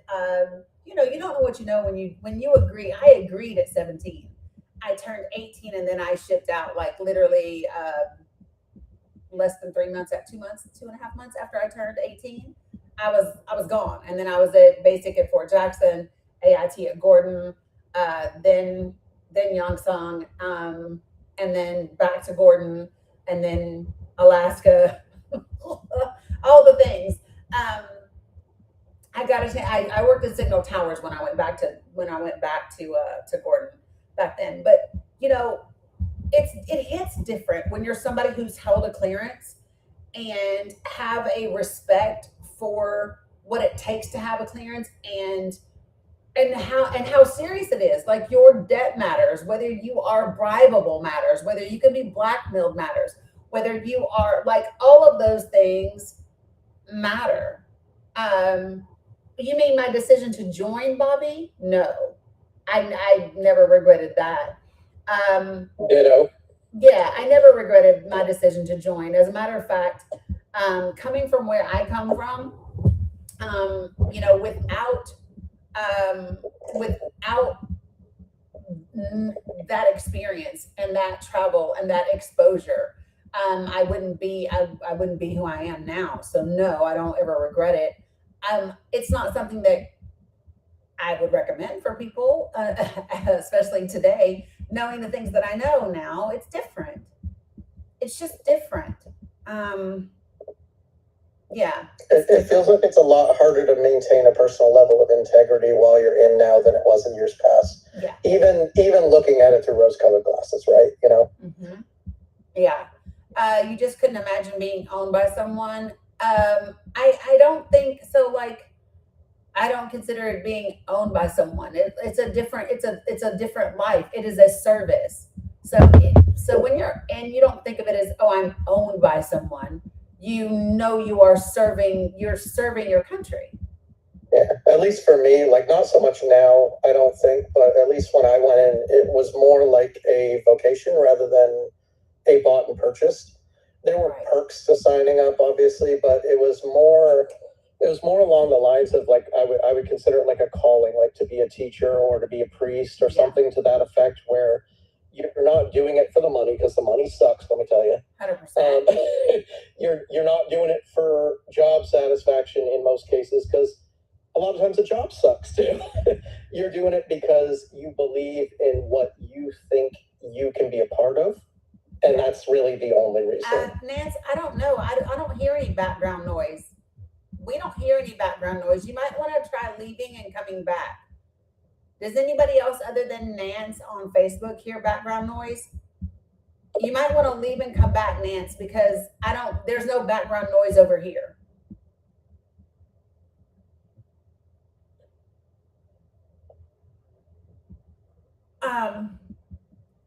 this is the other thing that I will say. So like my parents were in, right? Both my mine too. parents, yeah. So Nance, it's just you. I would leave and come back in. Thank you, Rosie, for letting me know. So my dad had two tours in Nam. My mom and my dad met at you'll get a kick out of this. My parents met at Walter Reed Army Medical Center. They were both in nursing school in 1963. And so they got married in DC in 64, 3 years before the Loving case ever happened, right? 63, 64, whatever. And so, but both my brothers were in, right? And so I have one brother. He's the only one of us. All of us were Army except my one brother, and he was blue green, which means he was Navy. And then when he got out of the Navy, then he went Army. So he was blue green. He did two branches. But when it's in the family like that, there's a different feeling about service. There's a different feeling. I agree with you, Jeff. It almost feels like a calling, like it's what you're meant to do. I think now, like I said, it's different. And maybe it was always this way and you just didn't know it. You know what I mean? Like the things that we know now about the things that we've done. I don't know. Nance, did you close out the app entirely? Like not just leave the live, but I would swipe entirely out of Facebook and then join Facebook back. That's what I would do. Yeah. Yeah, So, I think in my case, it was living with blinders on. I was young, just like you were. yeah. Not quite that young, but I was young. I was 22 when I went in, and you'll never believe this, but I was managing fast food restaurants at the time when I went in, and one of my employees joined up, and I brought him to take his ASVAB, and the recruiter just, suckered me into taking it because, I like a challenge. Yeah. I ended up joining to get a break from work. Bro, I need you to make better I was pulling decisions. 80 to 100 hours a week. So yeah, like I said, probably with blinders on. But it was my dad was actually stationed at the base in California that they now use for off-post housing for where I went through my 2-year AIT. Wow. So okay, so I want to ask you your thoughts My about family this. story. So I want to ask you your thoughts about this. So I have and it's been like a decade now that I've been talking about this, right? Because I like to think about potential solutions for issues that we have, right? So immigration. So one of the things that I have said is because we have bases all over this country that are closed, right? Some of them we sell back to the counties. But when bases close, it has a horrific impact on the communities surrounding the bases, right? There's a loss of all that revenue and that stimulation and the driver in the local economy. And so one of the things that I thought about, because when I look at realistic ways to maybe address people's concerns and handle things appropriately. What's up, King T'Challa? So this is my thought process, Jeff, is on a couple different levels. So of course we need more immigration judges, right?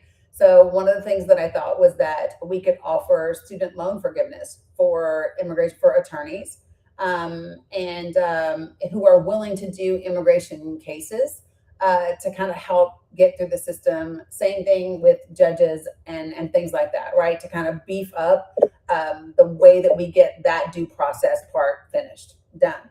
The other part that I thought about is some of these military bases. When I think about a military base, there's barracks for single person housing. There's on post housing, right, where for families. There's oftentimes commissaries, which are your grocery stores. There are PXs, which are like your Walmarts, if you will. There's daycare centers. There's urgent. Yep. There's urgent cares. There's they're pretty all inclusive. They're like little towns in and of themselves, right? For those that haven't served, you don't need to leave a post unless you want to. Everything you need is provided to you within the walls of the post. Yes. And there's controlled access to the post, right? There's only like a couple of ways in and a couple of ways out, and there are guard units at the gates. So my thought process was, not only could we, when we give notice to peers, right, for folks that are going through the immigration process, why not house them at these facilities, right? Those individuals, because many of the people that are here, they go through they go through the process and they get a work permit, right? So they can work on post. They can work at the facility where they live. And if they wanted to get a job in the local community on the outside, they could do that, but they would have a work pass where they could come and go from post, right? So they would have the freedom. It's like a gated community, exactly. But they wouldn't be like in a detention facility of some kind. So you'd be able to track and keep keep up to date on their movements. You could also hire veterans. There are a lot of veterans that have difficulty transitioning from military life to civilian life. And so hiring those individuals to work on posts, whether they are MPs, whether they're whatever, like being able to give them a sense of service, continued service, would be another benefit, right? And so that's always been one of my thought processes. Like, why are we not utilizing things that we already have? And it would stimulate the economy in these local communities, right? Because I love the idea. One, it's not a prohibitive, but it's just one note. And you're aware of this, I'm sure, as well as anyone else who served. A lot of these stateside military installations have areas that are ordnance dumps. Yeah. So that would have to be, taken into account and off limited and monitored and all that stuff. Yeah. But again, it's not prohibitive, just something to bear in mind. One other piggyback on that, because there are so many facilities that are not in use on those, we could actually make essentially a consulate style courtroom out of one of the buildings on post. Yep. and have the judge actually go to the immigrant base rather than the other way around. Yes. To avoid, loss to traffic, moving around, all that stuff. Yes. I love the idea. Yeah. And so it's like, I literally have been saying this for like 10 years. and it's probably been more than that. I talked about it on Facebook for a while, and I was just like, to me, it's a great way to do so many different things. You create job opportunities for veterans. You treat immigrants as human beings, because they are, and they can still work, but they work in the facilities where they are, whether they work at the PX, the commissary, the whatever. Some of those individuals come here with other skill sets already. You know what I mean? So why not utilize those skills for what they do? You know what I mean? So listen, last of the Mohica, you know how to behave here in this space because you've been here before. So don't type in all caps. Don't spam my chat. Now, if you want to have a real conversation, join this panel. I don't think that you do, right? I don't think that you do. The host must be related to Kamala. Why? Because I'm light skinned and I'm actually joyful and happy. Listen, take your haterism somewhere else. Don't be jealous, right? Find some joy in your own life. You'll be okay. Now, if you really want to have a conversation, right, and we're going to do a fact-based conversation, then you can join this panel and we'll do that. Other than that, you will eventually get muted. Just so you know. Yeah, to answer Wanda's question, for anyone else who might be wondering, the terminology, a munitions dump is basically anywhere where live ordnance was used, which is, anywhere where they were practicing with rifle ranges, or they were doing grenade practicing, or training on any kind of firearms, or, possibly using AT-9s, which are anti-tank missiles, all those things. Sometimes the munitions, the bullet or the bomb or whatever you want to call it, sometimes those things don't go off. So Right. They're still technically live and not be able to be found. So those areas are set aside and they're designated for that purpose. And it's not safe to just go wandering around in there willy-nilly without knowing what you're doing. 100%. Okay, tight. My cat. But yeah, no, I absolutely love that idea. And, not only could it employ, displaced veterans as well, but the people in Congress could earmark funding for their various districts and their various states to go ahead and refurbish these, because a lot of them have been left to, they're not quite dumps, they're not quite ghost towns, because the military does keep up on them somewhat. However, some aren't quite up to modern code and living standards. So that would also interject funding and economic stability into the local community, because they could contract that out to various people in the area. So not only does it help the immigration problem, it helps economic stability for people in the local region. So it's a win-win. There's no actual downside to it other than having to put the effort in. So one of the things that I've been wanting to do is to find a way to kind of like write that up and think about all the different possibilities and contingencies and whatever, so to maybe get it presented somewhere for people to take a look at. I just think about I think it does so many things, and it's a real solution. Like it's a real, yeah, and it wouldn't take a whole lot of bases either, because you can house a whole lot of people on those bases. Yep. So you can make it strategically relevant to the border as well. Yep. Like, you have a base in Southern California, you have a base in Texas, you have a base in like the Alabama, Florida area, and then you have, a couple bases in Central for, asylees that are let into the country on a temporary basis. Yep. Where they can go to those and have housing and then work in the local community, but at least they're being monitored, and it removes that lack of accountability and tracking. And it also makes it so that it's easier for them to get to their correct, court dates and whatnot if we're doing all the rest of that. So it's such a win-win. I would love to see that written up and positioned into a bill. That would be fantastic. Me too. I'm not kidding. I would have to look and see how long I've talked, but it's at least 10 years I've talked about this, and why I think it would be such a good thing. And then I think the other benefit to it is being able to get other lawyers and folks to be able to kind of handle some of these cases, and and help out and kind of clear out the backlog.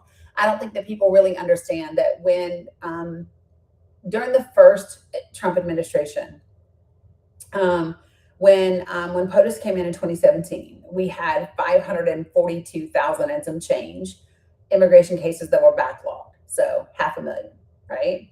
At the end of that term, that number was almost 1.3 million. And more than that's double. Not even counting the people that actually did get to their court dates. That's just the ones that couldn't, that's just the be scheduled in time, or just the overdue. That's just the overdue. That's just the backlog. And so it's really wild to me. And to be quite frank, I believe that was intentional. I think that the idea was to set up one of the worst case scenarios for the Biden administration to inherit as possible, right? Whether it's that or a couple of other things that we won't go into. So that's just what I believe. So let me go ahead. I want to work in Betty and Jack really quickly. Betty, good afternoon. How are you? Betty, do you know you're on the panel? Betty, I sent you an invitation to unmute. Nope. Okay. All right. So I just want to see. I don't know if you thought about it, Dani, but there's an added bonus to your plot. What's that? Charge the refurbished cost to the military budget, because it's still a military installation, and pull that money out of offense. That would be a beautiful thing, would it not? Yep. That would be. Except you can get that 1.5 trillion, but you got to spend 750 million on it on refurbishing bases for immigrants. That would stick in his craw so bad. So here's one of the posts that I've put up over the years. So this one's from 2021. For years, people have asked, quote unquote, well, what's your solution when discussing immigration and border issues in America?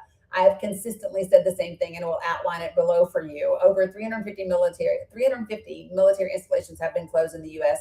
Many of them remain unused and for sale. Military installations are often self-contained, and that they have housing for families and single people, commissary PX, medical clinics, hospitals, security entry exit. My immigration plan would be to, and literally this is what I put up, select the best closed installation and use them for refugees and immigrants awaiting for their court dates. Hire lawyers to work these cases while offering to eliminate their student debt in return. This helps expedite the cases. Hire people from the surrounding communities to work the installation. This creates jobs and helps stimulate the community economy. Place families in the family housing on these installations, keep them together. Place the men and women in their respective barracks units for single people. Hire the refugees and immigrants for vacant positions that aren't filled by the community on the installation. Provide security. My recommendation would be veterans at the entry exit points of the installation, the same way active installations have, to prevent people from just coming and going whatever. Again, this creates jobs and takes care of our vets. This is an outline. There's lots of other details to be worked out and considered, but yeah. So like this was something that I wrote about a while back. So you know what else that would apply to too? And I just thought about it because I volunteer for a in my local town because they need that. And they have to have that nobody knows the address to. Oh, you're breaking up. Yeah, I had a call coming in. Okay. I'm on my phone. No worries. But yeah, they some of the smaller installations could be used for victims of domestic violence as well, because again, they're a closed, gated system, so they'd be secure. That would be amazing as well. Yeah. And it could be funded through, you know, the social welfare programs that we have currently in place.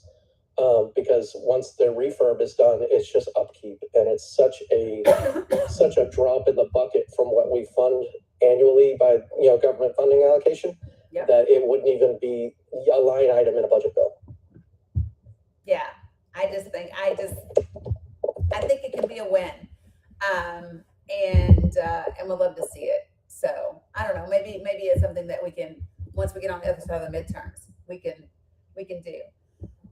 Yeah, I even thought about homeless vets, Wanda, because like I said, many veterans have a difficulty transitioning. You know what else I would love to, and so like I'm going on a little bit of a tangent now because these are the things that I would love to see. Hey Dolphin, is so I believe that when a veteran comes into the VA system and they go to their regular VA doctor, and that doctor then assigns a condition that they believe is a direct cause or made worse by the service member's service, and they put that in the system. I believe there should be like a little box that they check that says, I believe this to be service connected, and that automatically initiates a CMP.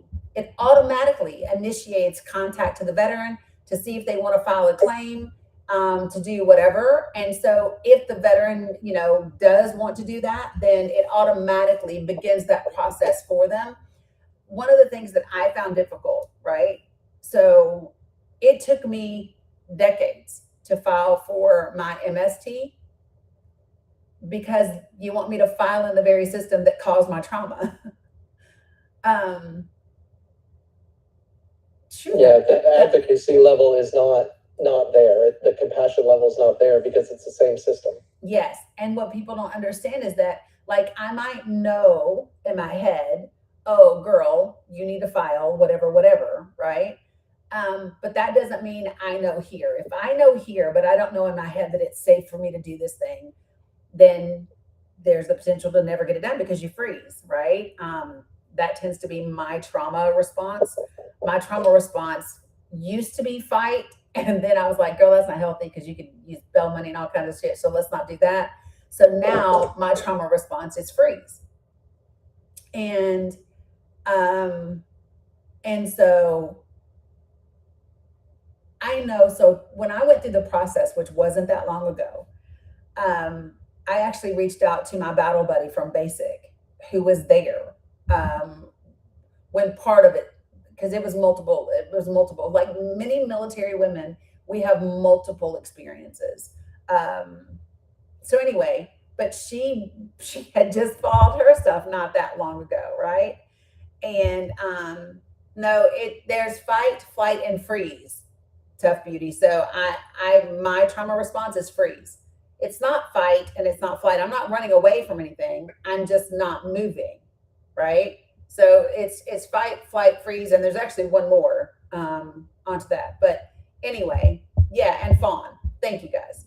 So I think that it would be super helpful for veterans that once they are in the VA system, and that doctor, a medical professional who works for the VA, says, "Yep, this is the condition," and it sounds like, it appears like, I think it is related to their service. Then I think that they should be able to check a box in a system that sends something off to VHA or VBA or whoever, right? And initiate that review process, because beginning claims and starting claims is just, it can be very overwhelming for people, and older veterans don't know how to, they don't have access to the technology to do it sometimes. So Absolutely. And for anyone that hasn't gone through a VA claim or a veterans disability claim or anything of that nature, the military can be very tight with holding on to their payments.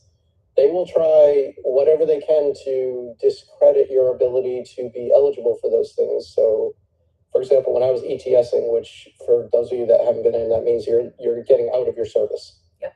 You're done.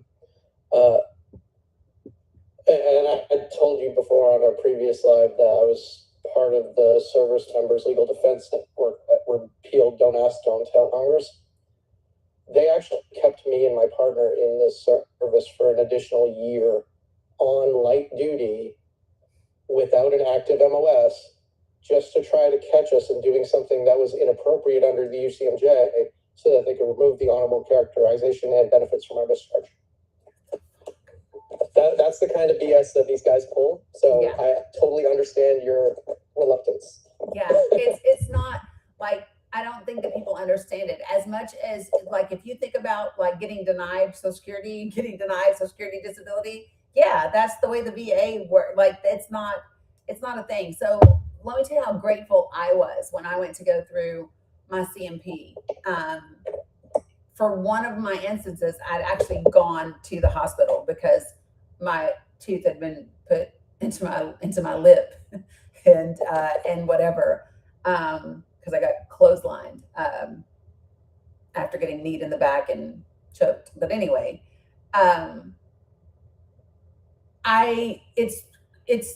this is so when we talk about trauma, people don't understand that your brain does what the brain believes is necessary for you to survive. That's what the brain does. It's why you can talk to someone who's been sexually assaulted or raped, and they might not remember anything but the smell or of what, they might not be able to say, oh, he was wearing this or she was wearing this, but they can tell you what it smelled like. They can, like, it's the brain compartmentalizes in a way so that you survive. And so there were parts about this that I had stuck somewhere, like in this vault. And when I was so anxious when I went to my CMP, and I'll never forget the well, you already know better, so now you just get blocked because you're being an ass. She said, "Oh, I have a star beside your name," and she was like, I just want to tell you right now, take a deep breath. I am going to ask you very little, because, and keep in mind, when I served y'all, we didn't have technology like where computers were talking to computers. There was no internet, right? My doc at that ER had taken incredible notes and she said, at first I thought surely this is a woman, because not only were there a ton of notes, but the handwriting was good. So she could read everything, the entire account, the physical injuries that were present, all the things. And she said, so she just asked a couple of things to verify. And I was like, oh my God, I forgot that part. You know what I mean? Anyway, I am lucky. Yeah, you're spot on with the trauma response. Your brain will give you what it thinks you can handle, and it will block the rest, because it doesn't care if you're comfortable. It cares if you're breathing. Yes. And that is all it cares about. So it's going to do what it needs to do to make sure that happens, and it's going to say, damn the consequences on the rest. 100%. Because like I've got my own trauma and from when I was a child, and I'm 48 now, and they found the guy who did it 6 years ago. Oof.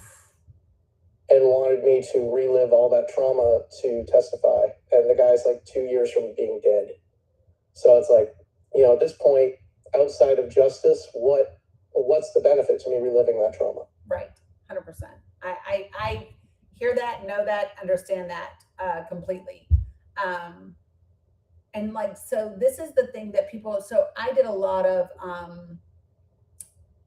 my VA therapist talks about all the work that I did before I ever got to her, because she was like, yeah, the only thing I'm good for you for this is the EMDR, because you've done so much work. You have a lot of the other tools that are necessary, but beginning to understand how the brain works and the way the brain generalizes, or the way the brain deletes, or the way the brain does so many different things, in order, because its sole purpose is to keep you breathing, and that's it.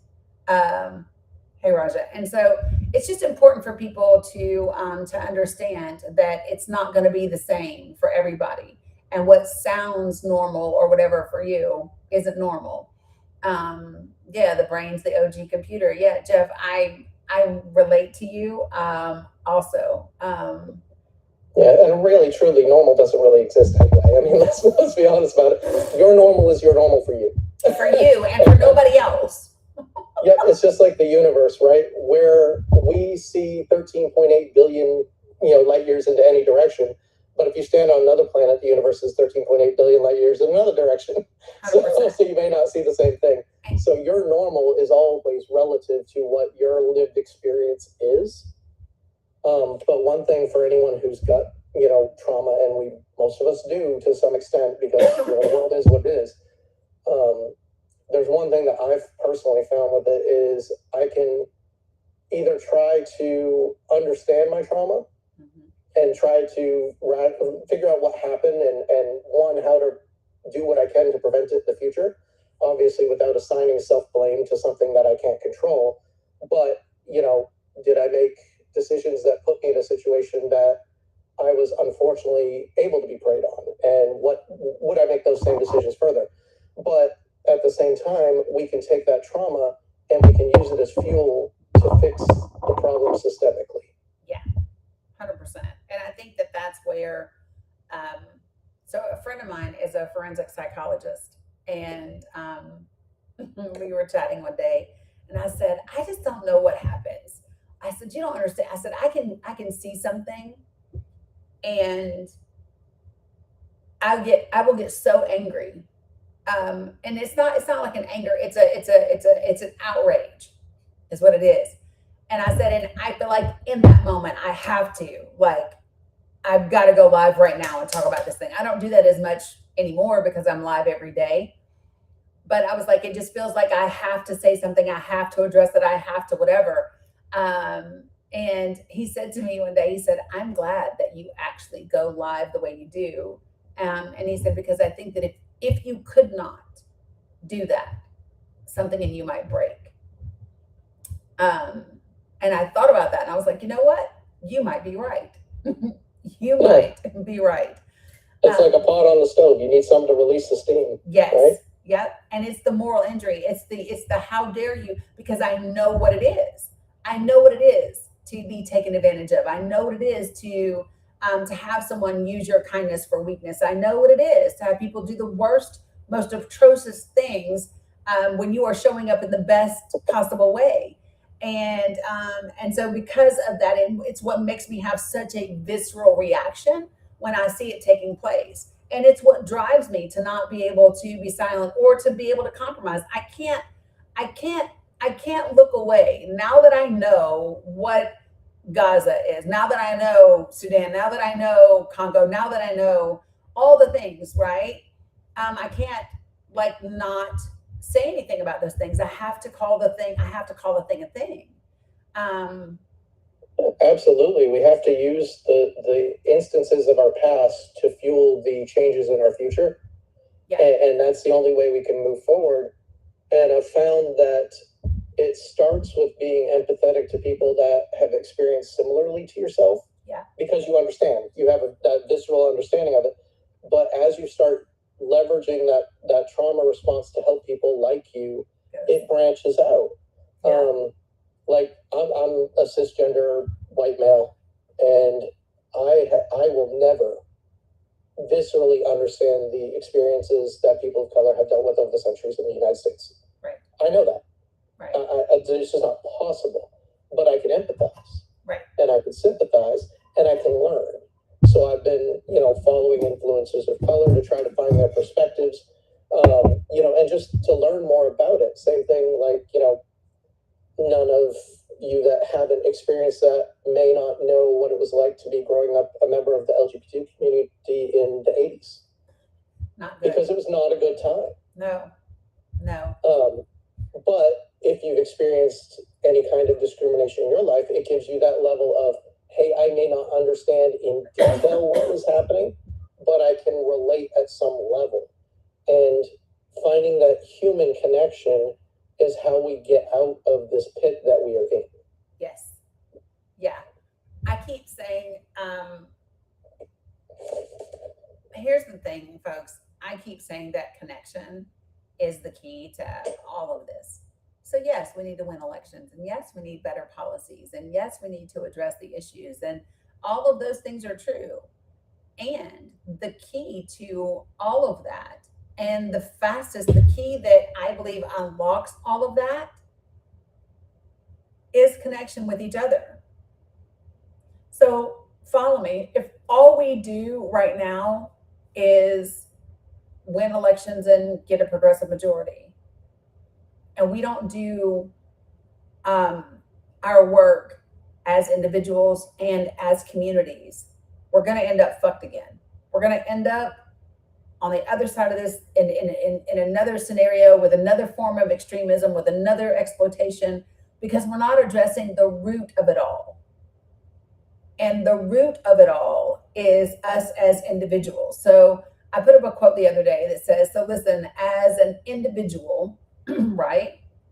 I am the microcosm of the earth, right? Which is the macrocosm. The earth is the microcosm of the universe, right? When we do our work as individuals, we inevitably, when we do our work to heal and be whole and do all of those things as individuals, we inevitably change the earth and change the universe. And it just, you can't. Every time one of us changes, all of us change together. And so you have to ask yourself, how are we changing? In what direction are we going? Like, it's wild to me that there will be people on the internet that will open their mouth to defend ICE killing Renee Good, to defend Derek Chauvin putting his knee on George Floyd's neck for almost 9 minutes. It is wild to me. What is that? What is that? Because I don't care who you are. I don't care. Like, if you were operating as a human being with empathy and compassion, right? If you were connected to humanity, you would understand that it's indefensible. It's fucking indefensible. Right? That's the same reason why you can condemn both sides in Gaza right now for their actions while still supporting, a free Palestine, because, yeah, both sides did some things that were incorrect, but at the end of the day, the current response is not relevant to what happened, and it needs to stop because it's human life.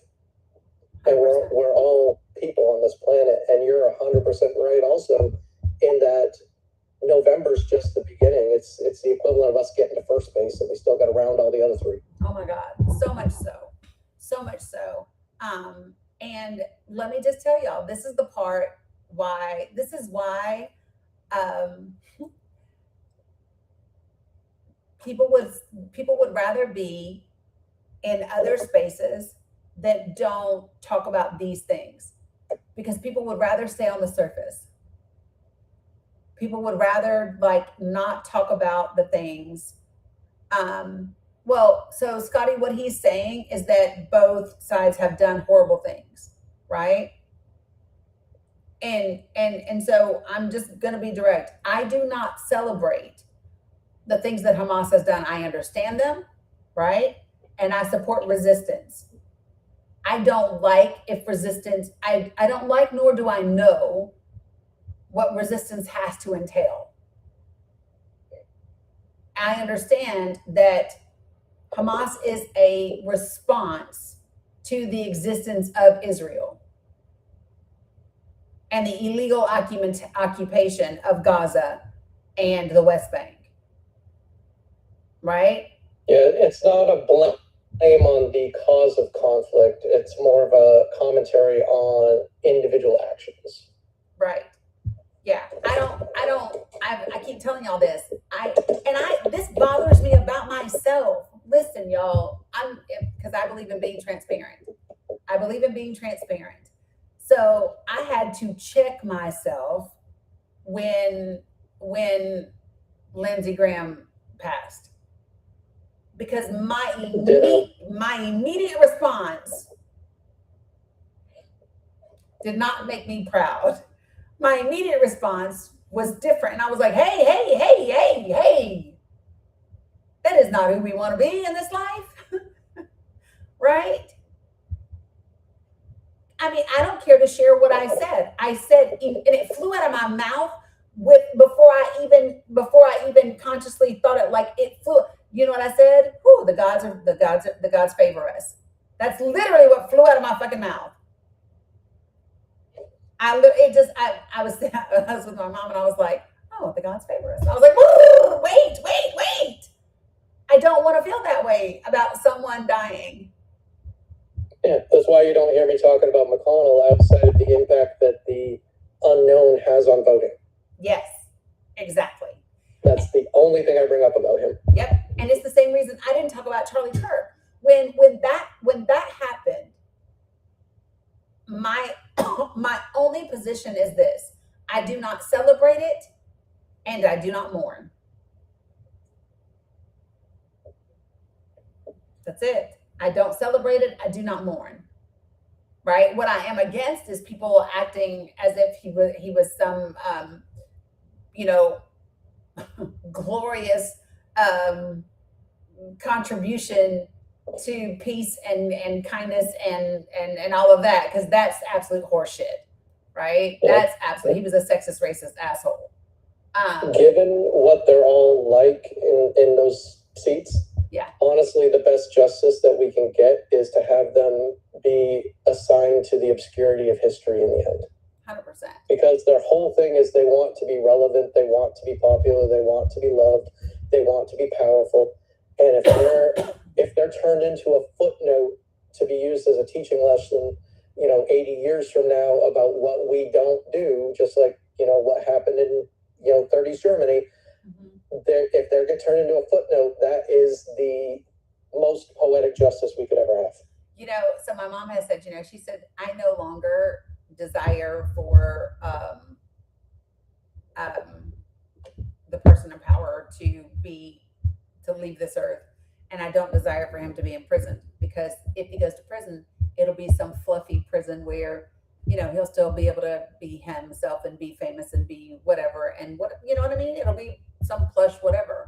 And she said, my desire is for him to be dirt poor and for his family to live like those that live below the poverty level in this country, and for them to need SNAP, and for them to need Medicaid, and for them to that's what she desires for them. Because my punishment, if I could hand it out, be for them to have forced service in kitchens. Forced service. Like instead of being put in prison, their prison term would be forced service in soup kitchens, feeding the homeless and the hungry, fixing what they did. Oh, see, I don't know about that, because there's so many people in those soup kitchens that would still look up to them. would still whatever. I think all of their assets should be frozen. I think that they should be dirt poor. I don't think they should be able to make money based on their name. I think all of their organizations should become charitable organizations, and all the funds have to be given to regular people. Like, just saying. Because here's the thing: I don't want to put them in a place where people are vulnerable, where they can do harm.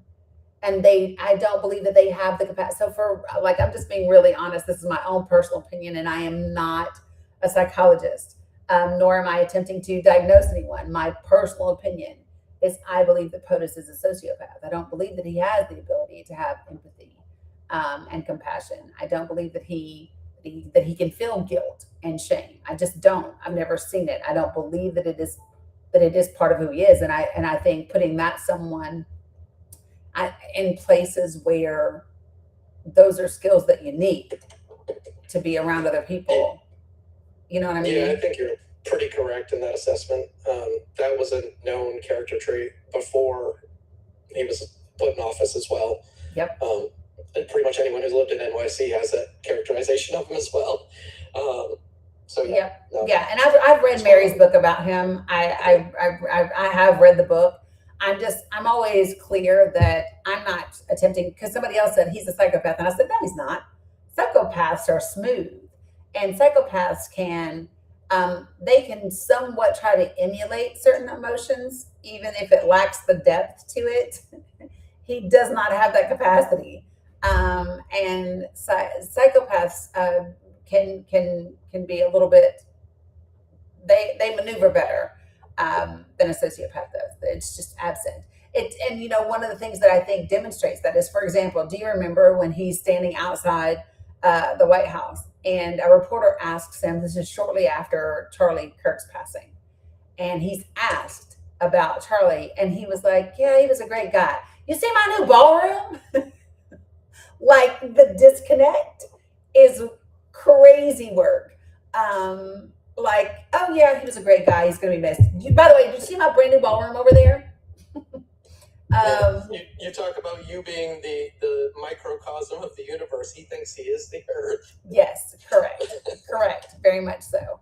And so, like, these are the things. So, like, if I could say anything to this community, and for those of you, so like, there are many of you all that are following me for the first time and don't know anything about me. And I've thought about that, and I've thought about, because I just get on here every day, like, doing what I do, because this is what I do every day, and I don't talk about the other things. But, like, really, this is the key to it all.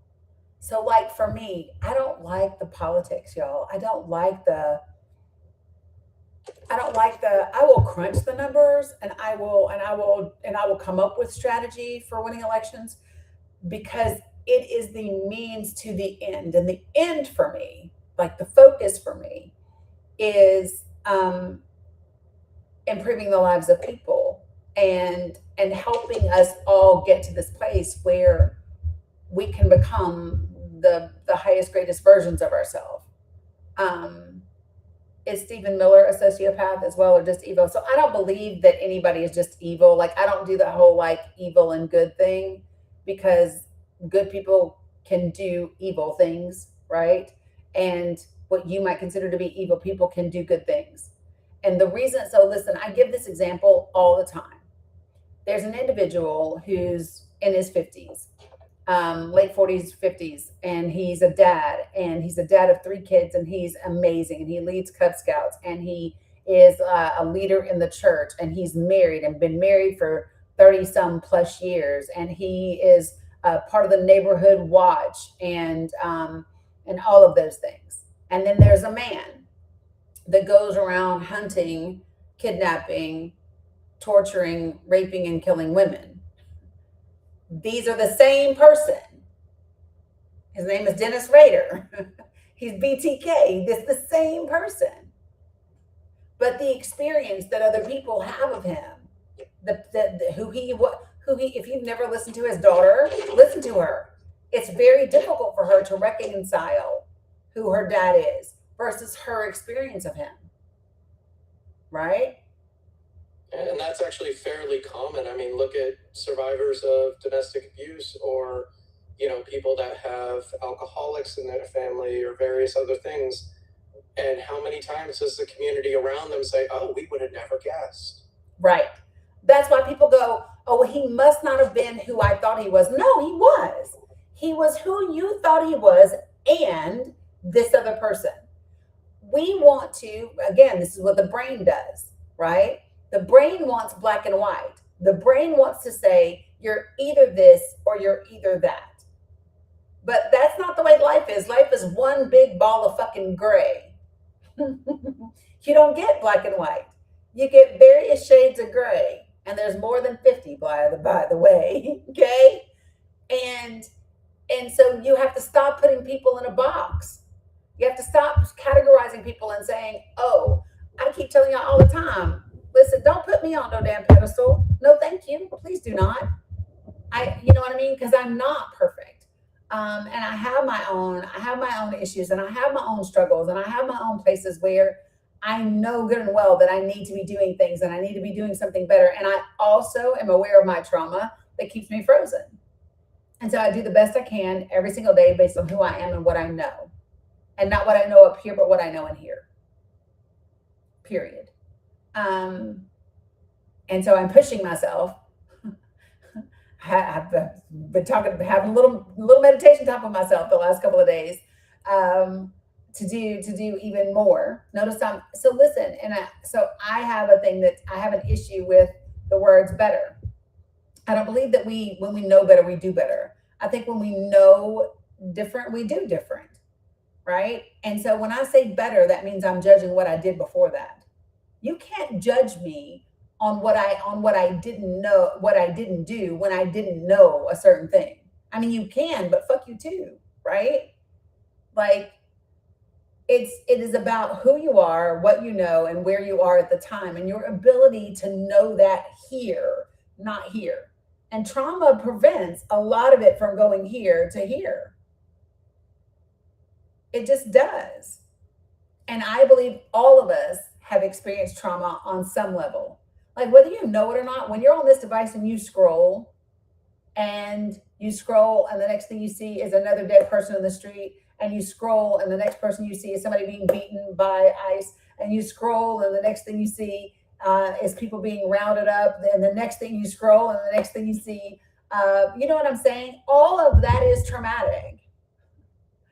All of that is traumatic. Yes.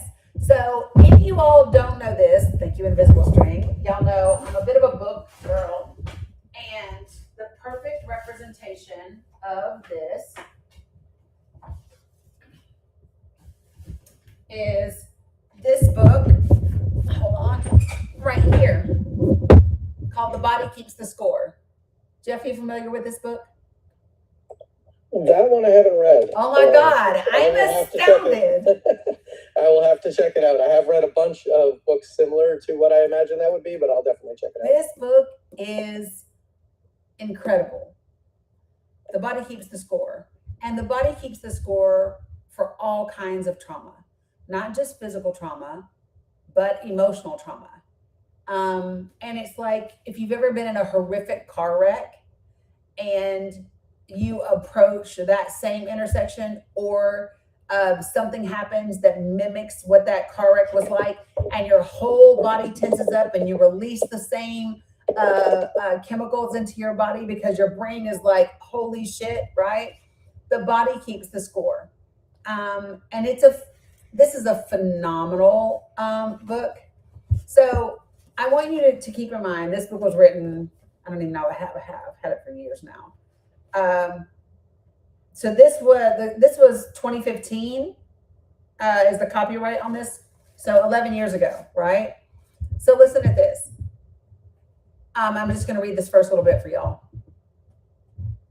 One does not have to be a combat soldier or visit a refugee camp in Syria or the Congo to encounter trauma. Trauma happens to us, our friends, our families, and our neighbors. Research by the Centers for Disease Control and Prevention has shown that 1 in 5 Americans was sexually molested as a child. Notice it did not say male or female. It said 1 in 5 Americans was sexually molested as a child. 1 in 4 was beaten by a parent to the point of a mark being left on their body. And 1 in 3 couples engages in physical violence. A quarter of us grew up with alcoholic relatives, and 1 out of 8 witnessed their mother being beaten or hit. Right, Jeff. And this is just the reported data. As human beings, we belong to an extremely resilient species. Since time immemorial, we have rebounded from our relentless wars, countless disasters, both natural and man-made, and the violence and betrayal in our own lives. But traumatic experiences do leave traces, whether on a large scale, on our histories and cultures, or close to home on our families, with dark secrets being imperceptibly passed down through generations.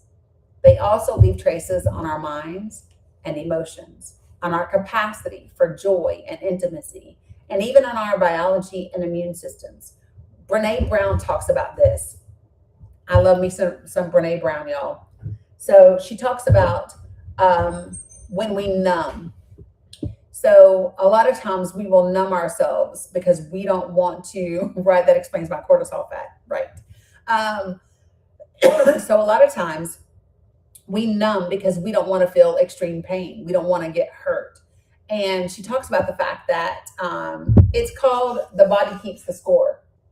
And so she talks about the fact that you don't get to pick which emotions you numb.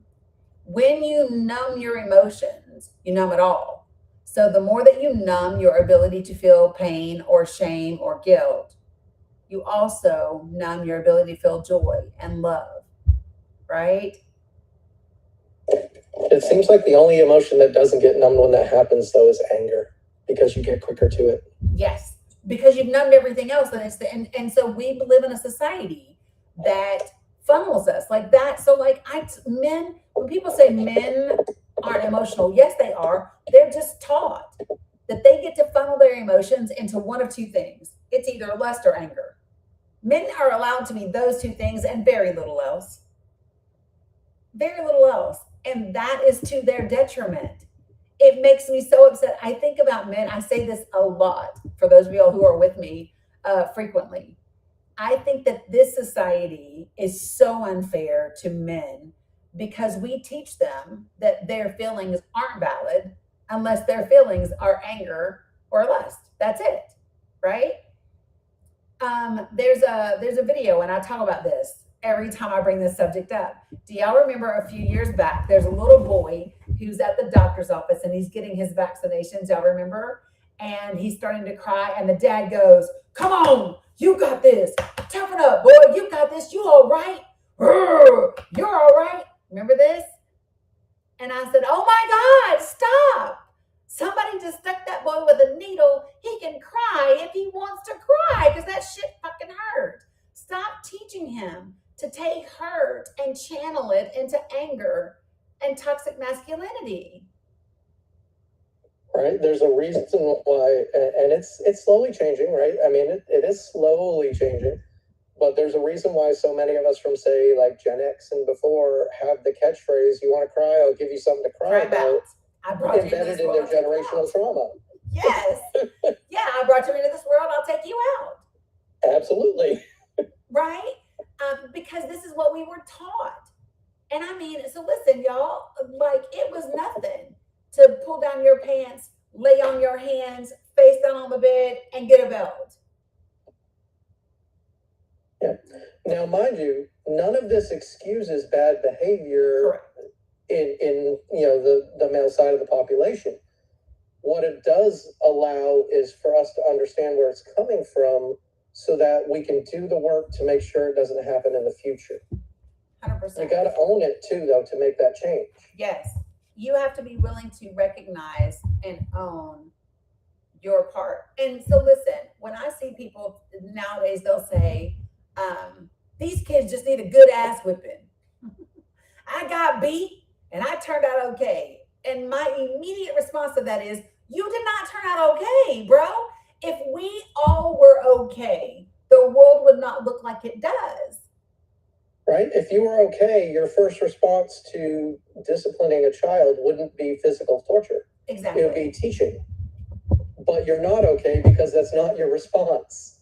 Right. Right. We are not okay. You all listen. We built systems that don't feed our children. We're not okay. We built systems that prioritize profits and corporations over the lives of people. All people, mothers, children, infants, disabled, the elderly. We built these systems. We created this world. We are not okay.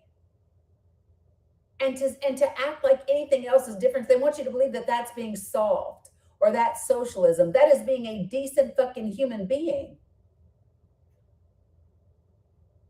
And I think that this is the thing that I really want people to understand. We get to change this. We get to create something different.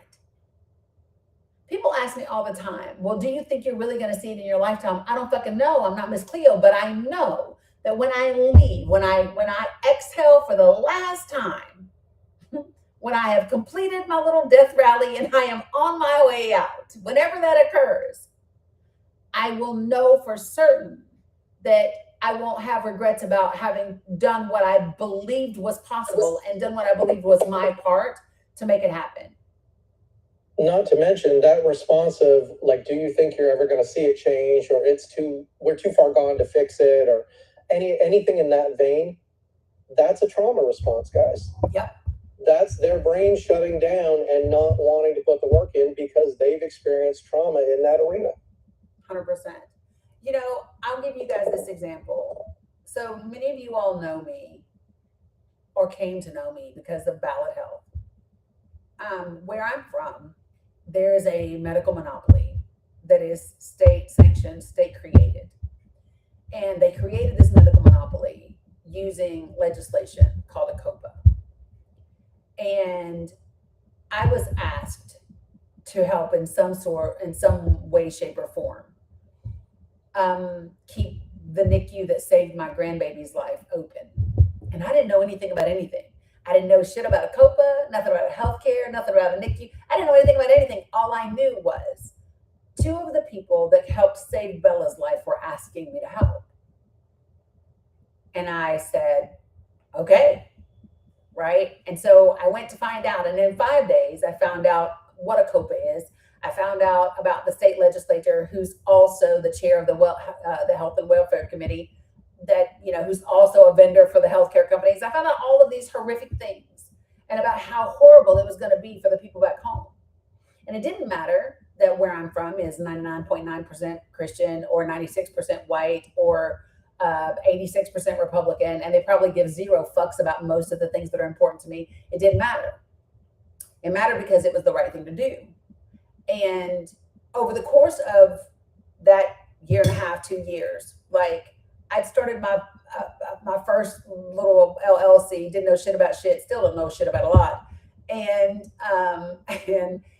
lost my business, car repossessed. Like, my whole life literally turned upside down because I ended up parked on a public right-of-way outside of a hospital 24 hours a day, 7 days a week for 257 days,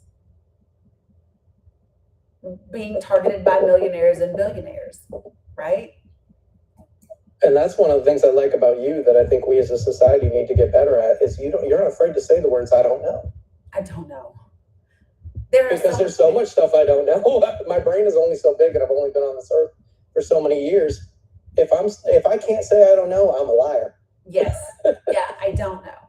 And, you know, people will ask me because people go, what did you get? What did you get? Because they still closed the NICU. You're right, they did. And guess what? They closed it about 9 months later than they originally planned to. So there's quite a few babies that got the same level of care that my Bella got because I parked my ass outside of a public right-of-way. So Stacey Abrams is someone that I admire. And I will never forget when she lost the 2022 midterms. She said, there's different ways that we win.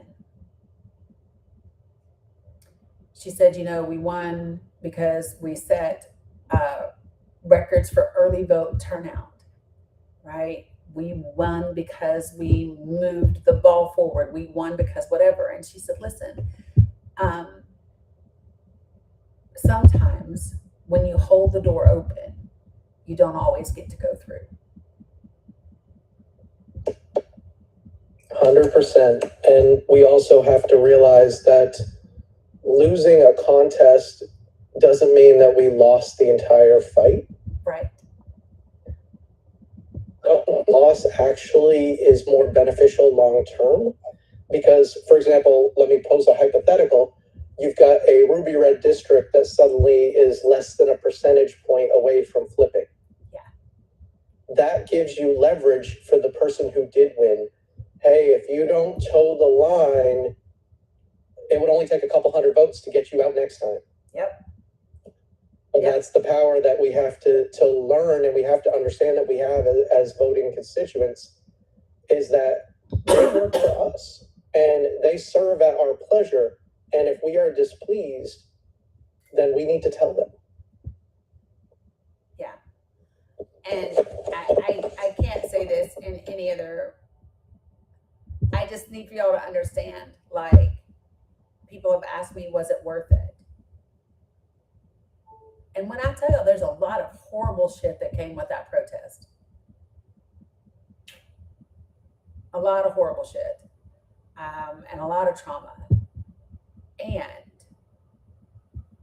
if you lay the exact same circumstances in front of me today, I would choose the exact same thing. I would choose it all.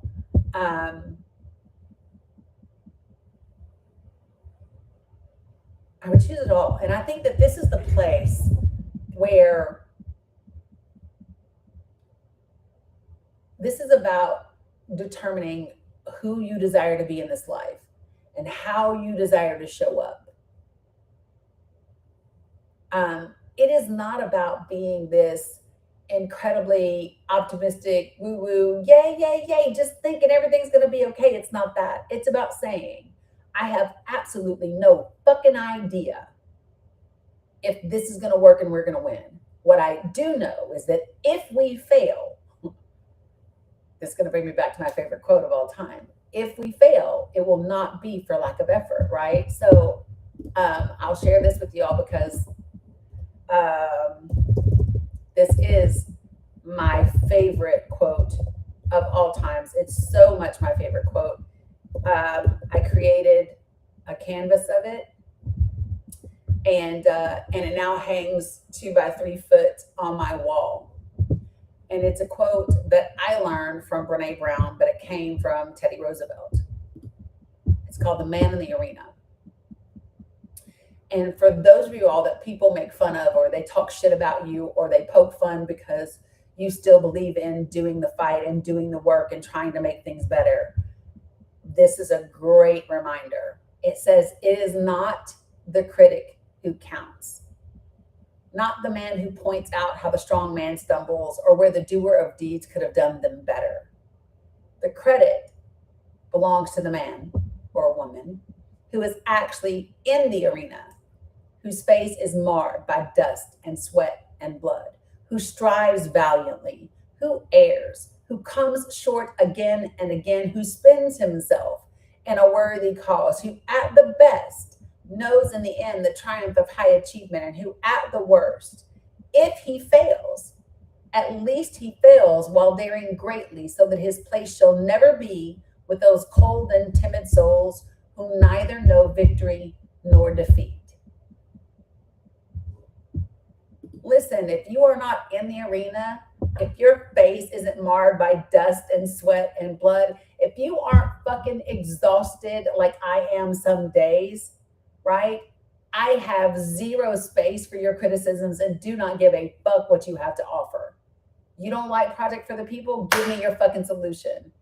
You think my plan for immigration sucks? Give me your fucking solution, right? If you can't match my effort, I don't want to hear what you have to say.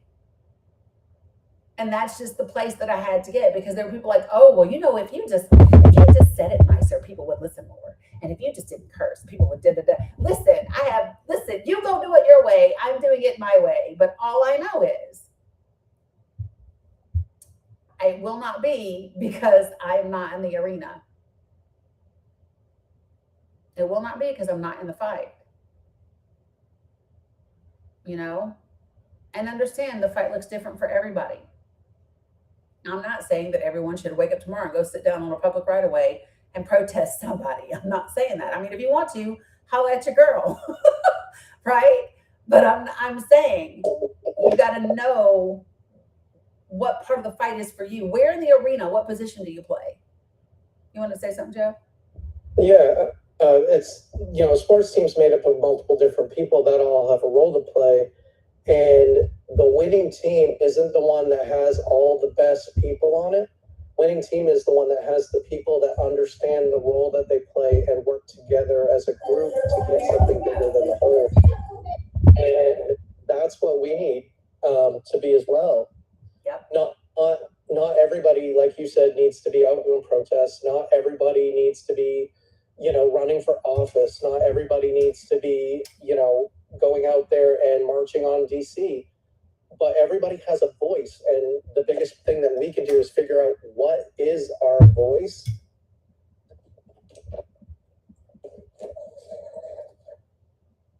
Yeah, 100%. So I did want to just check, D and Sunflower Fish, do you guys know that you're on the panel and that you requested up? And do I have a mod that can give me a mod break just so I can refill my water?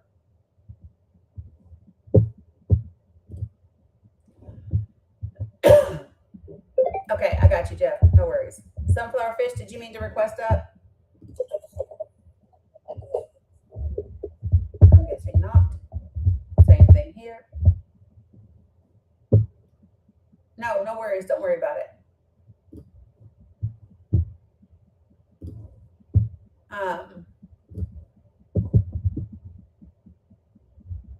Yeah.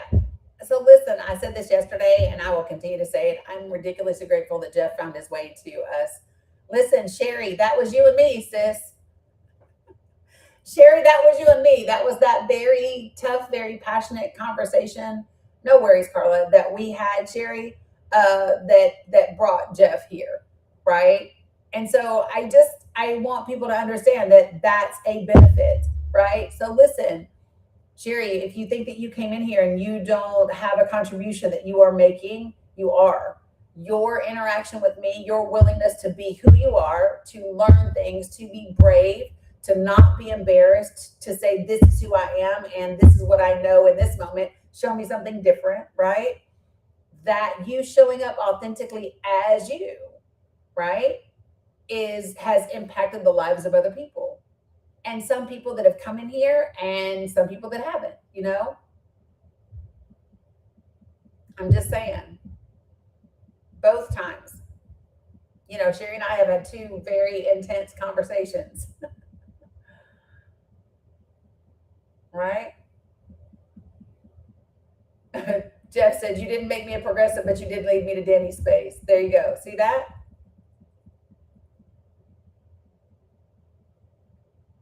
And that's the thing, right? I keep telling you all, we don't always have to agree on everything.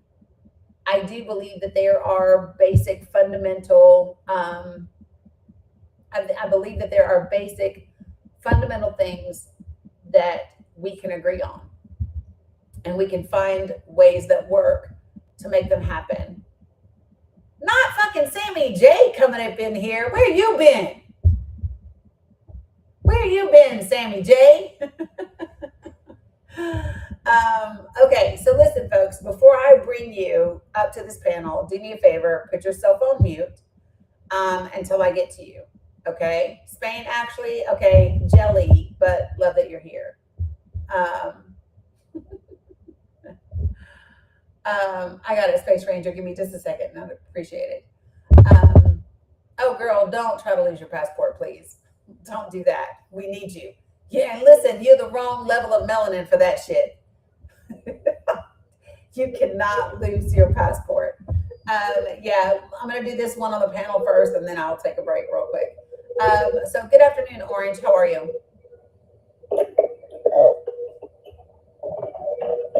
Orange?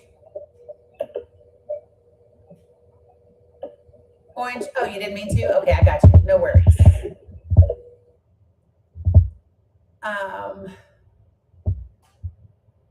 So let me grab, I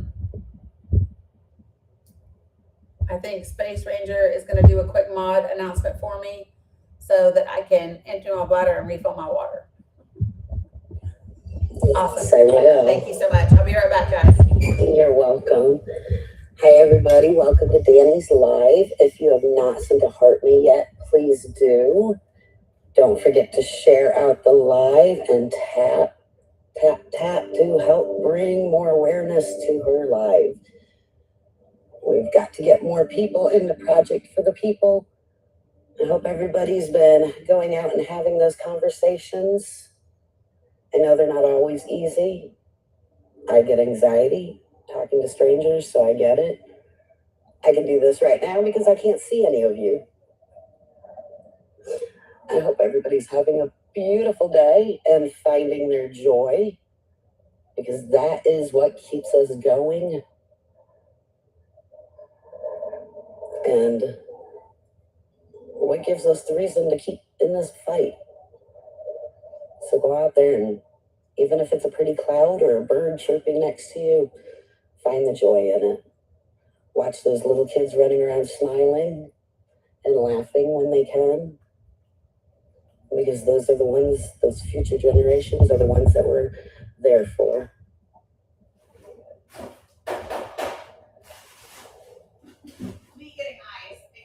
And don't forget to go to Dani's link tree if you guys are wanting any information that she has talked about in the past. This woman saves everything for us. Not everything, but I do try.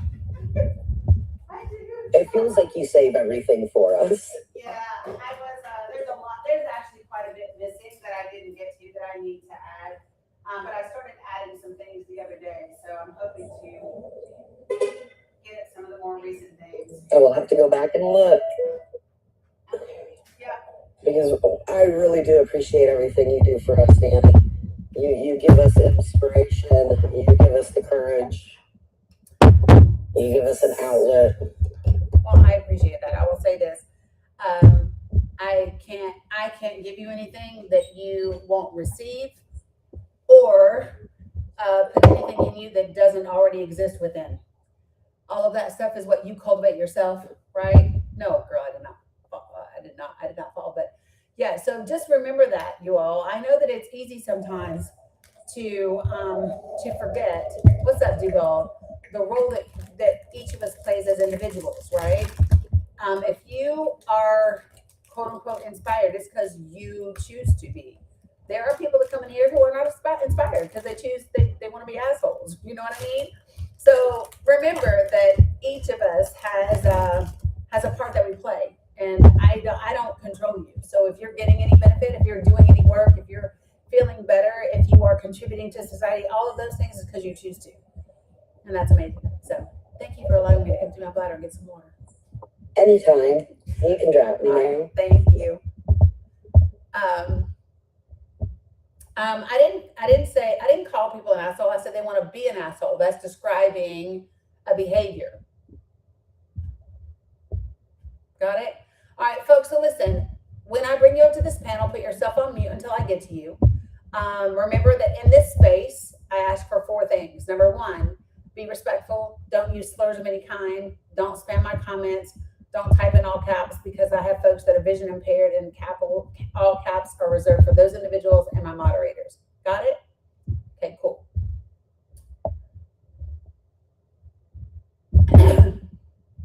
Ed, it looked like you requested and I accepted, but I don't know. It looked like it was bringing you up and then it quit.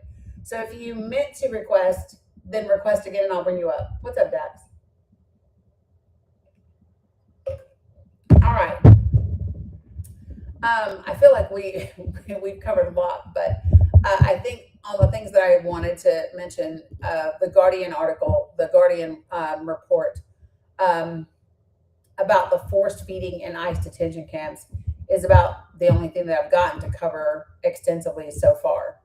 On that note, that Guardian article and an ACLU report about forced feeding and other forced medical procedures in ICE detention center from 2021 has been added to the link tree so that you can read it and digest it on your own as well. Okay. I'm checking really quickly. Okay. So I'm going to talk about this, but not a whole lot. And the reason why I'm not going to talk about it a whole lot is because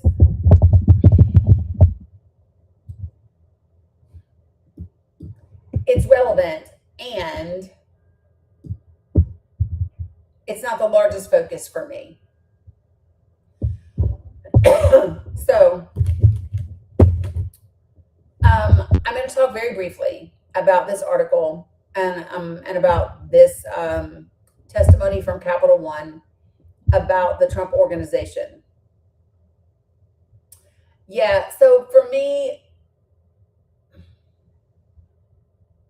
this is definitely third circle because we can't do anything about this. However, the information can be important for second circle conversations, right? So that's how I would classify it. All right.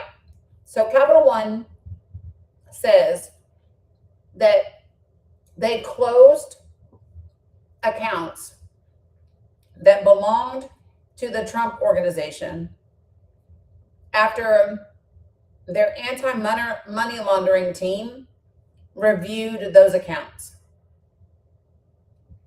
So there was a lawsuit against Capital One because it closed more than 300 of the Trump organization's bank accounts in 2021. So Capital One made the choice in 2021 to close 300 bank accounts owned by the Trump organization. And so they were sued. And on this past Friday, Capital One filed a disclosure. And what the disclosure that they filed said, hey, we want you to dismiss this case because there was no illegal debanking, nor was there a denial of services on religious or political grounds. Nope. It was because our anti-money laundering team reviewed these accounts and believed that there could be an issue, right? Maybe, right? And let me tell you what it says. Listen to this. Quote, Capital One has never accused the Trump organization of illegal money laundering, but Friday's filing argues that, quote, documents and plaintiff's own allegations make clear that Capital One closed the plaintiff's accounts for anti-money laundering reasons. The closures were the result of months of analysis and a careful review by Capital One's anti-money laundering team in accordance with bank policies and regulatory compliance, end quote. So, what Capital One has said in this statement is, we're not saying that you committed money laundering because we're not making the allegation. What we are saying is that after we did months of analysis and reviewed these 300 bank accounts of yours, right, we determined that there was enough cause to close these bank accounts so that we would be in compliance with banking policies and regulatory guidance. So it goes on to say, This article does. Capital One gave notice in March of 2021 of its plan to close more than 300 Trump-affiliated bank accounts. The Trump Organization and Eric Trump, the president's son, filed a lawsuit in March of 2025 in a U.S. federal court in Florida.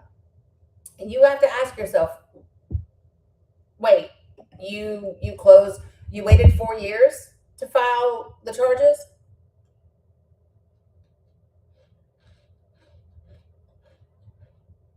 You waited 4 years, Eric? I wonder why that is. Now, I'm going to just set this conversation over here for a second, and I'm going to pretend to be one of these individuals that we see so often. And I want you to just imagine, what if this was a woman saying that she had been essayed repeatedly in March of 2021, and she waited until her daddy was a judge or the president to file a suit against him 4 years later. What would some people be saying or speculating about the timing?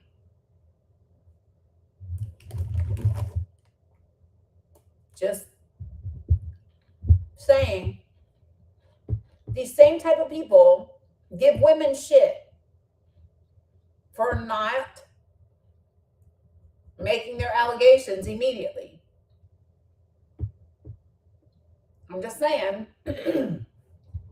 So here's what it says. They allege in the lawsuit that the accounts were closed due to political reasons and Capital One's desire to benefit from the political mood after January 6th in 2021. Right, we have. So the court has tossed out 2 complaints in the Capital One case, but gave the plaintiffs opportunities each time to submit an amended complaint. And Capital One said that the latest version, filed in July, quote, suffers from the same fundamental laws as their prior 2 pleadings, end quote. Capital One said in Friday's filing that the case should be permanently dismissed and that the Trump Organization's allegations of political pretext were quote unquote misguided. The company went on to claim that the Trump Organization's assertions of quote unquote political discrimination were quote unquote based on cherry-picked quotations unsupported by the full context of the document submitted to the court. Quote, the transaction patterns identified by Capital One are among the types of activity flagged by federal banking guidance, end quote. The company also countered the Trump Organization's assertions that it should have been allowed to explain any suspicious activity. Quote, if any inquiry about the transactions or explanation of the account termination would reveal information subject to federal confidentiality obligations, federal law prohibits such disclosure, end quote. Since the start of Trump's second term, his administration has put pressure on some large banks, echoing conservative complaints that the institutions are deliberately targeting the political right. He filed a suit against JP Morgan Chase on the same grounds for discriminatory debanking, underscoring the fraught policy environment that Wall Street is navigating during the second presidential term.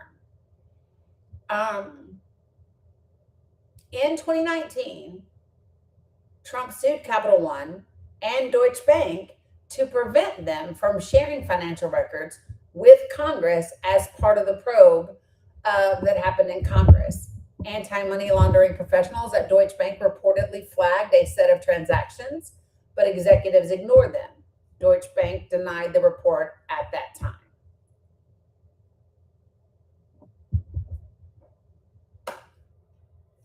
So, why does this matter? And to what degree does it matter? And how do we talk about it if we talk about it in the context of the midterms, the country, policy, moving forward, whatever. For me, if I were running in the midterms, and I am not, if I were advising anybody's campaign for the midterms, and I'm not, I wouldn't talk about this at all. I would issue probably one statement on it, covering the points of Capital One's filings, the fact that the other two charges had been dismissed. And then I would point to the DOJ and its responsibility to address any of the issues, DOJ, FBI, whoever it should be. I would put the responsibility of this on the people whose responsibility it is. Okay. And that would be it. And the reason why is because the midterms are not about POTUS. The midterms are about Congress. So the only thing that would be relevant here is if there are members of Congress who had anything to do with this, were any way, shape, or form involved, anyway had whatever. And if that's not the case, then leave it where it is. That would be me, because what I know is that when you tend to attack, even if the attack is legitimate, the president, POTUS, that tends to rally his base, and sometimes it will create a unified front, even where people aren't unified. It will literally just be a front. Okay? And now, don't get me wrong, it's significant. It's just not significant for this moment in this time. This is something that you deal with once we get the country back on track, once we get a stable, democratic, constitutional republic with a constitution that is separate but equal in not only name and power, but in action. So I think it is important information for people to know. And if you are someone who operates in that arena, right? No, I don't think so. Invisible String. This is a newsworthy story.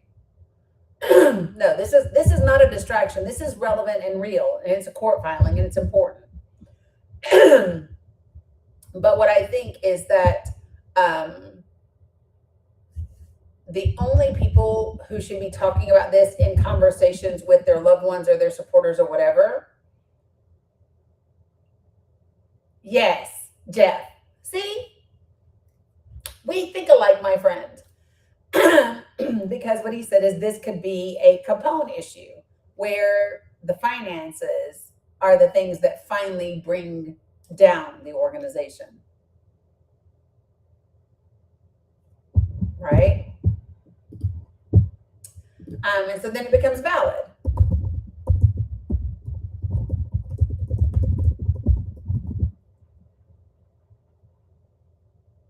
Yeah. And not just Capone.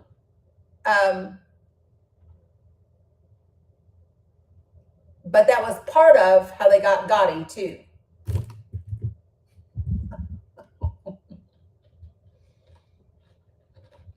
Yeah.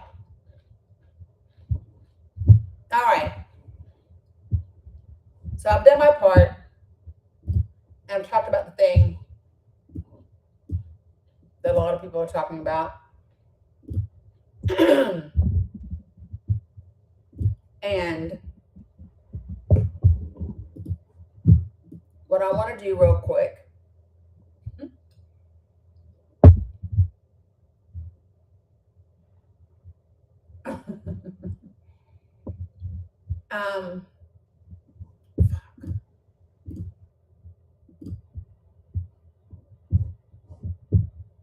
so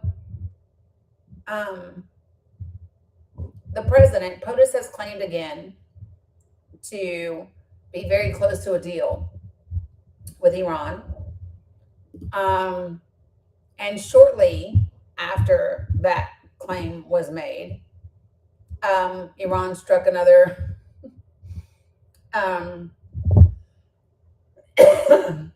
another tanker. I would just hazard a guess that that's not the thing. Yeah, closer than the last time they were close. Yeah. But I want to talk about something, because we often talk about, and we should, because we're in the U.S., right? Hey there, brothers. Hey, Baruti. We often talk about, and we should, the United States of America and its role in Israel and the genocide that's being committed in Palestine. And we talk about, and we have talked about, Project Esther and the initiative to somehow bring terrorism charges against people that are pro-Palestine or anti the Israeli government, anti-genocide, right? We've talked about that in depth. How many of you all are aware that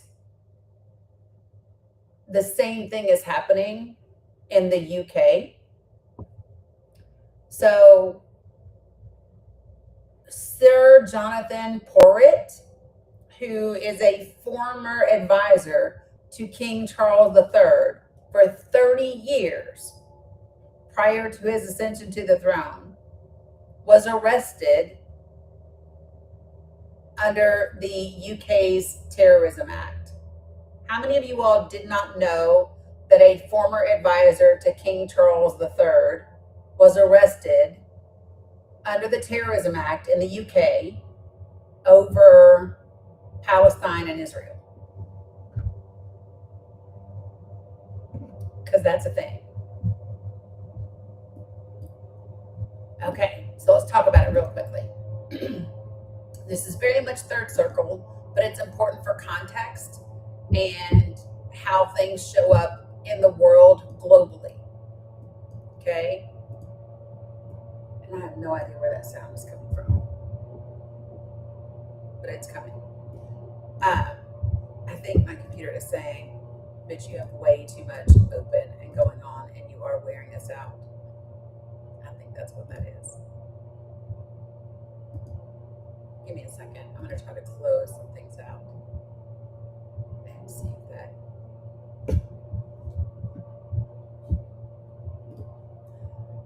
It's so mad at me. I have too many things going on.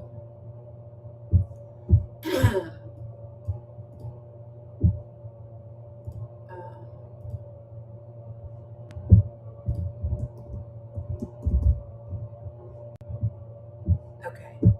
All right. So let me give you the story.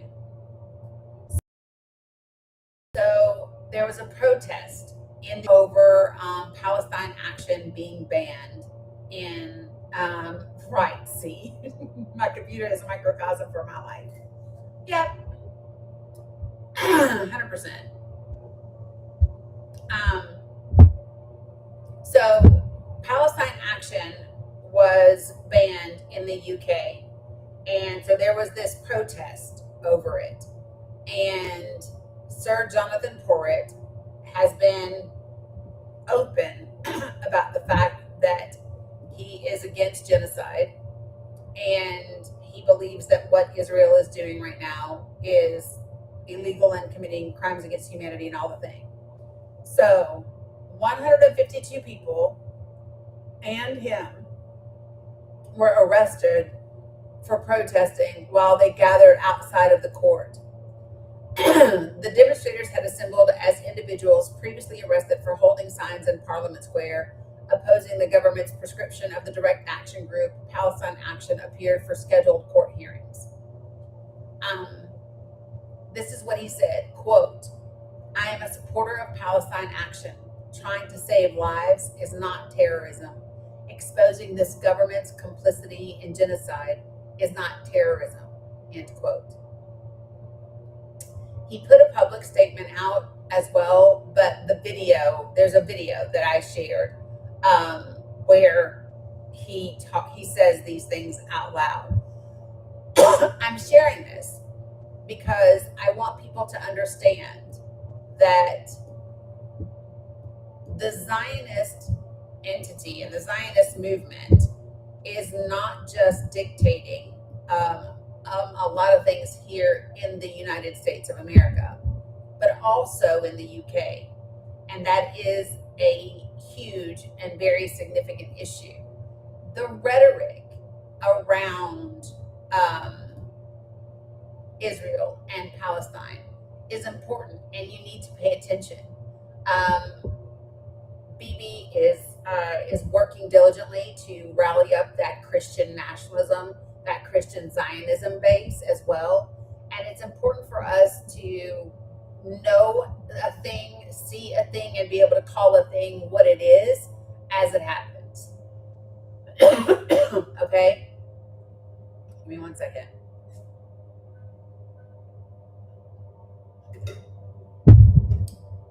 Is this the one that I want? So the picture that he's holding a sign, and it says, "I oppose genocide. I support Palestine action." And now I'm going to read Sir Jonathan Porritt's actual statement. Here's what he says. "I am proud to say I was one of the 522 citizens arrested and charged under S13 of the Terrorism Act on Saturday, August 9th. I was there to support, this is August 3rd. Why does it say August 9th? Maybe this is on Saturday. I don't know why it says that. It's weird.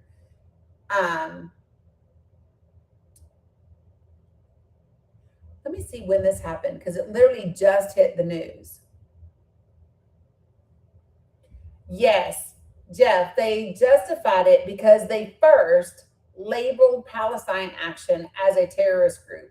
So anyone that supports them is now considered a terrorist or part of a terrorist network, which is exactly what Project Esther says here in the United States. So if you have not read Project Esther, please do. It's in my link tree. I've talked about it and I continue to talk about it. And this shit is important. So what they have specifically said is they want to go after non-governmental organizations and other people that oppose the state of Israel and its action and the genocide that it is committing. And once they label it a terrorist network, then anybody that supports that group, they can then label, and in the US, our Esther Project calls it an HSN. They say that you are part of the Hamas support network, HSN. I think Home Shopping Network, but that's not it. It's Hamas Support Network is what the Heritage Foundation is wanting it to be called. Because listen, folks, when you are arrested in the United States of America under terrorism, them old civil rights you're used to no longer fucking apply. And they know that. And this is why it matters, because it's happening in the UK, and it is the plan for the Heritage Foundation here in the US. And so I want to say, okay, so this happened August 11th of 2025, and then he was just arrested again. So that's the thing. There's 2 times. So the first time there were 500 and some odd people that he was arrested with. This last time it was 150 some people that he was arrested with, just to be clear. So he's been arrested twice. The statement that I'm reading is the one that he put out in 2025 after the first time. Okay. So here's what it says. He said, I was there to support and defend our juries in its demand that the prescription of the nonviolent protest group Palestine Action should be lifted. Our alleged crime is that we were directly supporting Palestine Action by holding up a sign in Parliament Square calling for an end to the genocide in Gaza and the reversal of Home Secretary Yvette Cooper's absurd and almost certainly illegal decision to prescribe Palestine Action as a terrorist organization. Like everyone else arrested on Saturday, I'd come to the conclusion that I had no choice but to hold up that sign. The heart-wrenching pain of watching Israel's defense forces inflicting collective punishment on the people of Gaza had become literally unbearable. Over the last year, I've been to a couple of Palestine solidarity marches. I've blogged and spoken out. I've held signs outside the Old Bailey in support of the Filton 18, now 25, held on remand in prison since August of 2024 for their nonviolent protests against the most notorious of many defense establishments working with Israel here in the UK, all the time assuming that Western governments would intervene to bring an end to that indescribable suffering, to bring an end to Netanyahu's genocidal ethnic cleansing in Gaza and increasingly on the West Bank. Let me just say this. I love the fact that he has now gotten it together. I also would say that that is delusion or at best wishful thinking, because as an advisor to King Charles III for 30 fucking years, he knows good and damn well Western governments are not intervening in what Israel is doing in Gaza because they haven't intervened at all in history. Just saying, this is not rocket science. In fact, exactly the opposite has happened. Instead of pursuing the perpetrators of these outrages against international law, no, I don't think he's posturing, Marky. I think he means it. I just think that, oh, thanks, Sandy. I think the Guardians are so pretty. I think he means it. I just think that there's a disconnect, right? Because I look at what he's saying and what does he base that on? What does he base that thought that something would have happened on? Because historically speaking, there's no evidence to indicate that that would be the case. No, it's not too little. It's not too late. I'm just simply saying, I love what he's doing, but that statement about all the while he was doing this protest, he believed Western governments would intervene. My thought process is this. I can't say what the man did or didn't believe. Maybe he did believe that. My thing is that based on what? Like, you believe that based on what? Because there's zero historical evidence that Western countries are going to intervene in what's being done. You know what I mean? That would be the thing. Wild Bill, this will be your only invitation to join the panel before you get muted. Appreciate you, Sandy. So Wild Bill, if you want to come up and have a conversation about Israel, then let's do that. This will be your only invitation to do so before you get muted. So choose wisely. If you're coming, come on.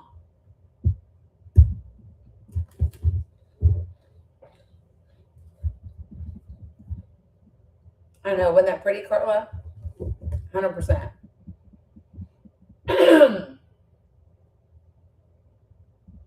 Okay, so mods.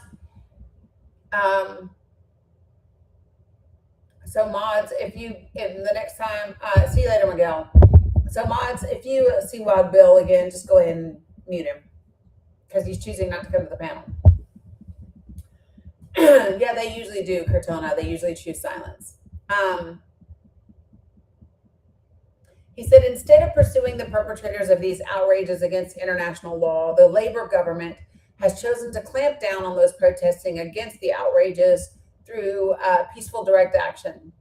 The Home Secretary's principal purpose in seeking to prescribe Palestine action is to silence protest. She knows that there is no way Palestine action can be compared with the Islamic State or Boko Haram under the Terrorism Act. And that will surely be confirmed through the ongoing appeal by Palestine Action against its prescription in the High Court. So I wanted to share this when I saw it because this is his second arrest now. And I believe it relevant because people need to be aware of what is happening not just here in the United States, but around the world when it comes to Israel, Gaza, and the West Bank. Okay.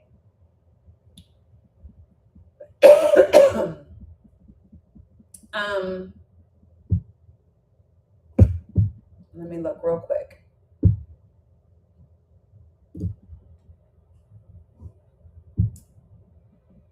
So right now, just so you know, there appears to be some frustration. Thank you, Carla.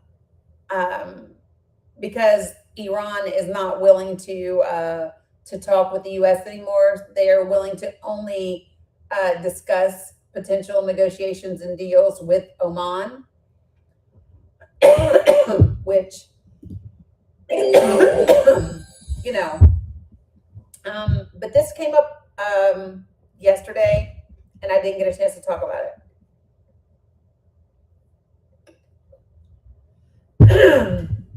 This is on Sunday. So this is not old news. This is yesterday's news, and this is important, so listen up. Yesterday in Gaza, Israeli forces killed at least 17 Palestinians. Despite POTUS announcing a plan he describes as a monumental step, quote unquote, towards peace and security in the region. The deaths on Sunday included 3 people killed in an air raid on a residential apartment in the Al Shasi Tower in western Gaza City. Abdullah Abu Taif, 33, his pregnant wife, Abir Anan, who's 29, and their 5-year-old son, Azam, according to medical sources at Al Shifa Hospital. So a man, his pregnant wife, and their 5-year-old were all killed in an air raid on a residential apartment building yesterday in Gaza. An attack on an apartment in Al Qarada, northwest of the city of Khan Yunis, killed 3 members of the Al Hams family: Father Mahmoud, who's 38, his wife Fatima, who's 37, and their young daughter. 3 others were wounded, medical sources at Nasser Hospital said. Kamu Abu Malik, 68, his wife Huda, 59, were killed in an attack on their home near Deir Bella in central Gaza, medics said. In the same area, 2 brothers were killed as they were riding a motorbike. In northern Gaza, a Palestinian was killed after being directly targeted in Jabalia refugee camp. And later, 2 Palestinians, one of them a child, were killed in an Israeli drone strike on a tent for displaced people in the Ramal neighborhood west of Gaza City. 4 others were killed in a strike on a vehicle in Gaza City. The Israeli attacks since dawn caused the largest daily death toll in weeks, according to Palestinian health officials. On Saturday, an Israeli attack hit medicine warehouses attached to the Al-Aqsa Martyrs Hospital in Deir Bella. Gaza Health Ministry Director General Munar al-Bursh said destroying supplies, quote, turns medicine and illness itself into a tool of war. The ministry reported 2 facilities destroyed and 2 severely damaged. Reporting from the bomb site.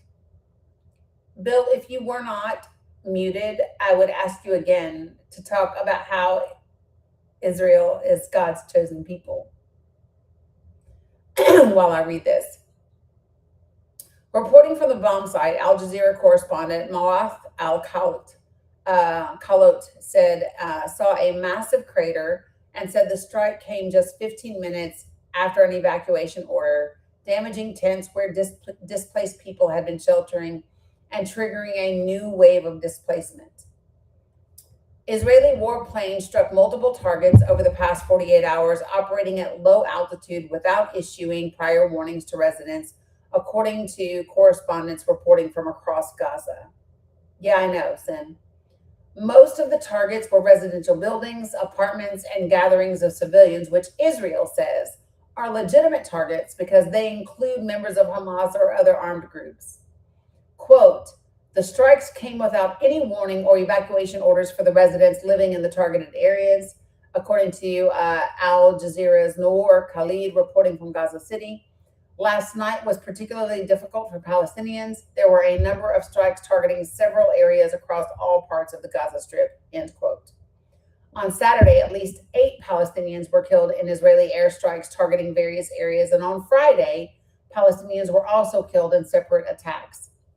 This comes as the Board of Peace and quote unquote International Stabilization Force and POTUS announced on Friday an agreement to implement the next phase of the Gaza ceasefire, which we talked about briefly, right? Israel has not officially commented on the proposal, although Ben Gavir did, and he says it's a fucking no-go. I want for just a moment to share this image with you. I got you guys, so you can see it. This is the crater. That's the crater. Y'all know I can't play the video on TikTok, but that's the crater.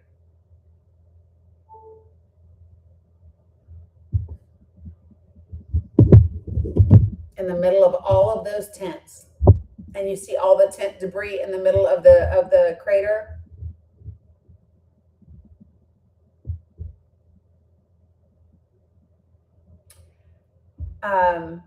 It reminds me of the other crater. Do you all remember, if you've been with me for a long time, you remember the image of the other big crater that we saw from, so there's a particular weapon that we have given to, yeah, okay, I will, Birdie, I just have to be careful so that TikTok doesn't give me a restriction.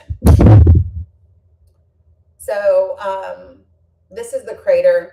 As you can see, it's in the middle of all of these tents, and this is tent debris down here. And so it's reminiscent of the crater that we saw from the weapon that evaporated 3,000 Palestinians. If you don't know what I'm talking about, can you put a 1 in the chat? If you are not familiar with the weapon, you're welcome.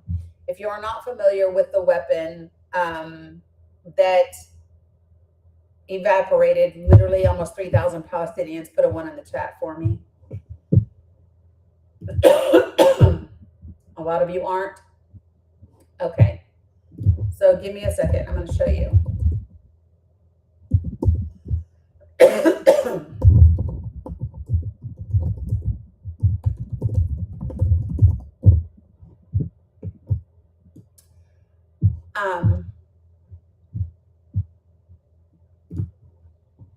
Here we go. So let me show you. This report is from February of this year. I talked about it when it happened. The United States of America supplied thermal and thermobaric munitions that burn at 3,500 degrees Celsius. And they were used against almost 3,000 Palestinians and basically evaporated them because of the intense heat. So, trigger warning, here's the story. At dawn on August the 10th of 2024, Yasmin Mahani walked through the smoking ruins of Al-Tabin School in Gaza City, searching for her son, Saad. She found her husband screaming, but of Saad, there was no trace. Quote, I went into the mosque and found myself stepping on flesh and blood, Mahani told Al Jazeera Arabic for an investigation that aired on Monday. She searched hospitals and morgues for days. Quote, we found nothing of Saad, not even a body to bury. That was the hardest part. Mahani is one of thousands of Palestinians whose loved ones have simply vanished during Israel's genocidal war on Gaza, which has killed more than, at this time, 72,000 people.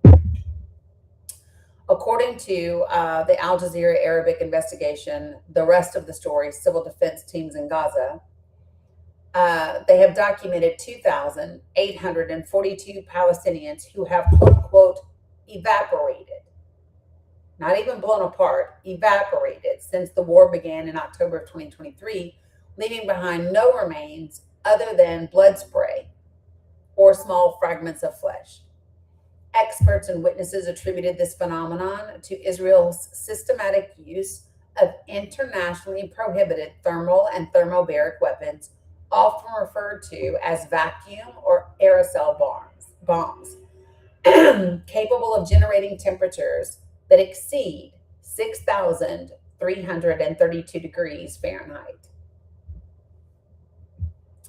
The figure of 2,842 is not an estimate, but the result of grim forensic accounting by Gaza's civil defense. Spokesperson Mahmoud Basel explained to Al Jazeera that teams use a quote unquote method of elimination at strike sites. Quote, we enter a targeted home and cross-reference the known number of occupants with the bodies recovered.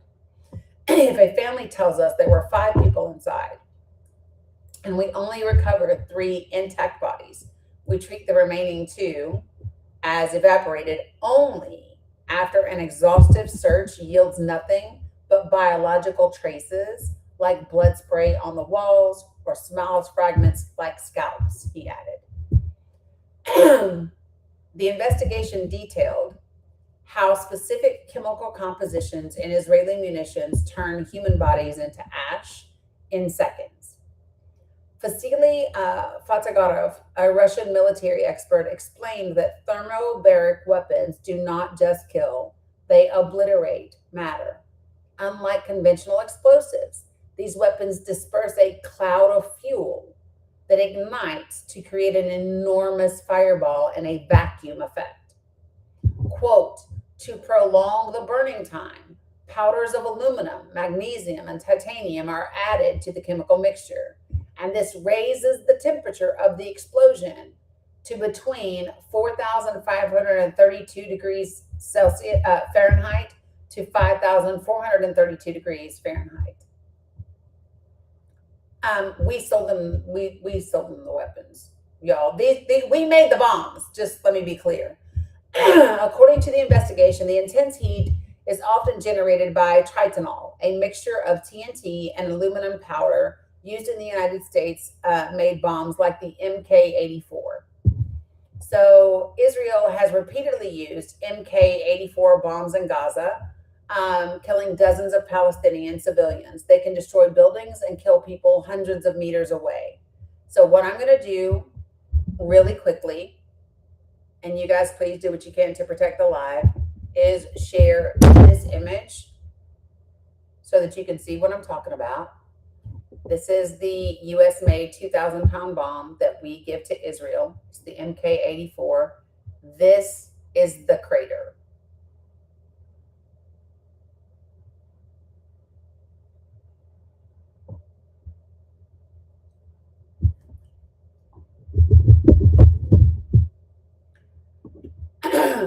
One second. Dr. Manur Albersh, Director General of the Palestinian Ministry of Health in Gaza, explained the biological impact of such extreme heat on the human body, which is composed of roughly 80% water.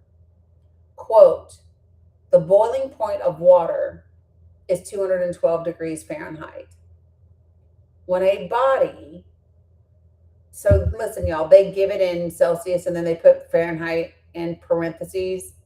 And so, yeah, Zena was on Friday, Butters. So I'm just doing Fahrenheit because we're in the US. Quote, when a body is exposed to energy exceeding 3,000 degrees, combined with massive pressure and oxidation, the fluids boil instantly. I'm going to repeat that. When a body is exposed to energy exceeding 3,000 degrees, combined with massive pressure and oxidation, the fluids boil instantly. The tissues vaporize and turn to ash. It is chemically inevitable, end quote. The investigation identified specific U.S. manufactured munitions used in Gaza that are linked to these disappearances. The first is the MK-84 Hammer. It is a 2,000-pound unguided bomb packed with tritonol. It generates heat up to 6,332 degrees Fahrenheit. The Blue 109 Bunker Buster, used in an attack on Mawasi in an area Israel had declared a safe zone for forcibly displaced Palestinians in September 2024. This bomb evaporated 22 people. It has a steel casing and a delayed fuse. It buries itself before detonating a PBXN 109 explosive mix. This creates a large fireball inside enclosed spaces, incinerating everything within reach. Next is the GBU-39. This precision glide bomb was used in the Al Tabin school attack. It uses the AFX 757 explosive. Quote, the GBU-39 is designed to keep the building structure relatively intact while destroying everything inside. It kills via the pressure wave that ruptures lungs and a thermal wave that incinerates soft tissue, end quote. Basel of the Civil Defense confirmed finding fragments of GBU-39 wings at sites where bodies had vanished. Israel has precision-guided missiles. The GBU-28 weighs 5,000 pounds. The GBU-27 weighs 2,000 pounds. The GBU-10 weighs 2,000 pounds.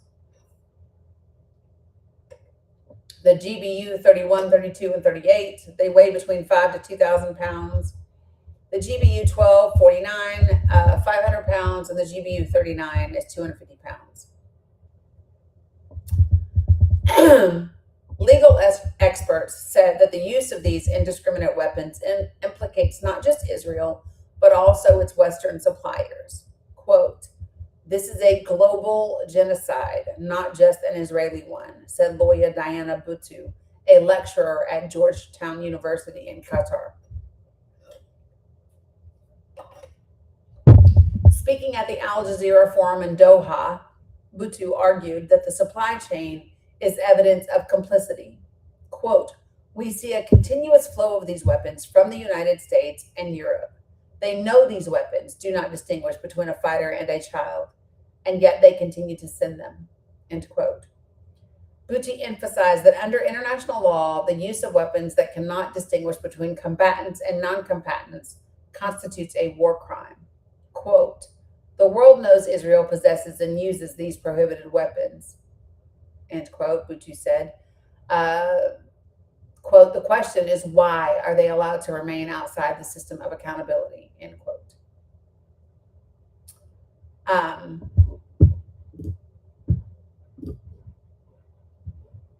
Like I said, we talked about this at length back in February when this report first came out. And so I'm just reminded of it again when we look at the bombings and the crater that was left over the weekend. I want to look really quickly.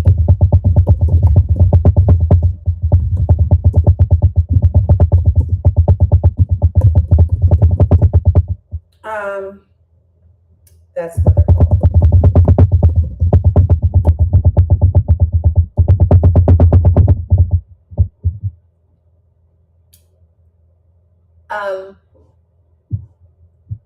So I'm going to share this with you all just so that you understand.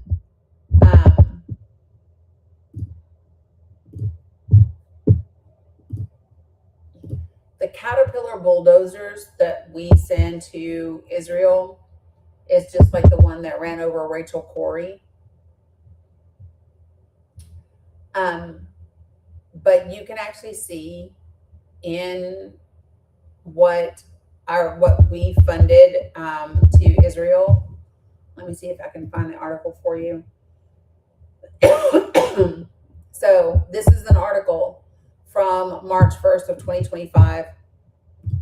This one happens to be from CBS, but you can find plenty of them. So all I want you to do is Google U.S. sells 2,000-pound bombs to Israel and Caterpillar bulldozers. When you do that, you're going to see in early 2025, we approved another major arms sale to Israel. And so this article happens to be from CBS News about the sale, but listen to this. This was March 1st, 2025. The Trump administration has approved a major, nearly $3 billion arms sale to Israel, bypassing a normal congressional review to provide the country with more of the 2,000-pound bombs that it has used in its war against Hamas in Gaza. In a series of notifications sent to Congress late Friday, this is March 2025 again, the State Department said it had signed off on the sale of more than 35,000. Hold on now. Holy jeez.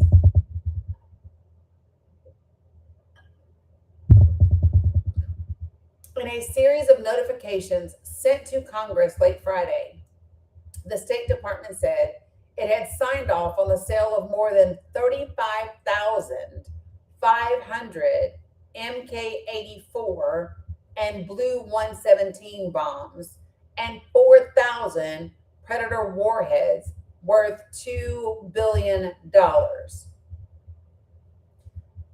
This administration sidestepped Congress in March of 2025 to sell 35,000 of these bombs that are evaporating Palestinians.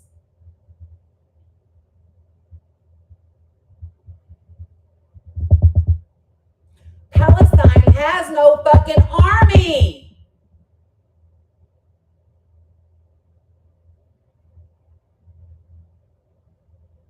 You tell me how this is anything other than a genocide. Tell me how this is anything other than a war crime. I'm going to read it again. In a series of notifications sent to Congress, the State Department said it had signed off on the sale of more than 35,500 MK-84 and Blue 117 bombs and 4,000 Predator warheads worth $2.04 billion. The State Department approved Israel's purchase of Caterpillar D9 bulldozers and related equipment for an estimated cost of $295 million. And deliveries by the Irving, Texas-based company are expected to begin in January of 2027. They're giving them more. Israel's going to get them in. So listen, if these things are going to be delivered to Israel in fucking December, in January in 2027, tell me how we believe at all that Israel wants a ceasefire, because they don't. Do you need me to open it? Hold on, y'all.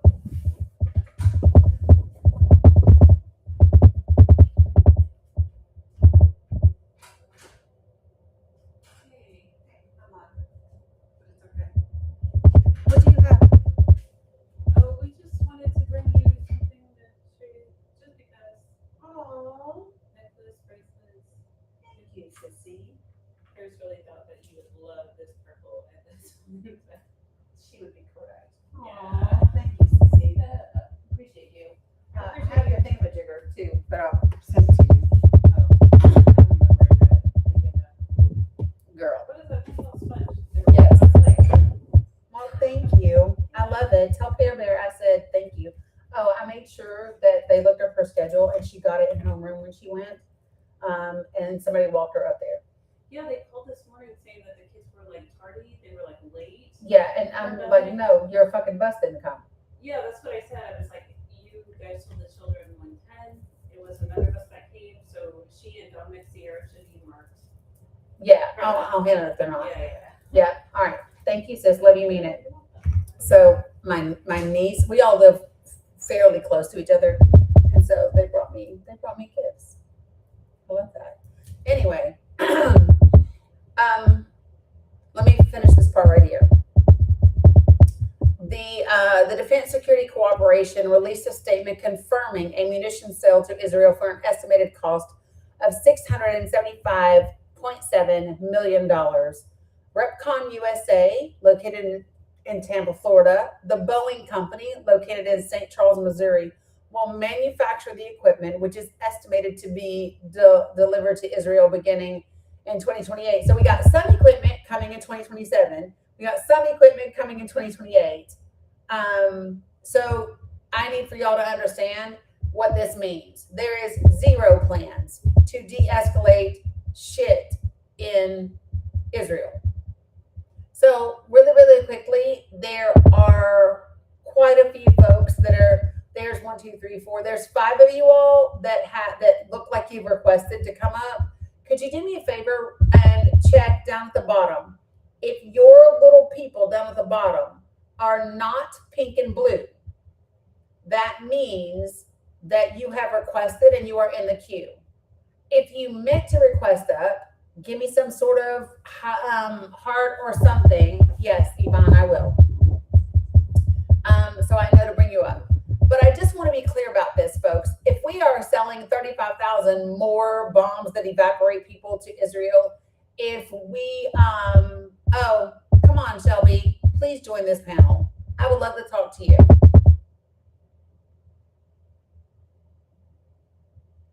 Come on, Shelby. I listen. I will be nice, even to someone who is a bigot. And if Shelby does not come up to this panel, you guys go ahead and block Shelby.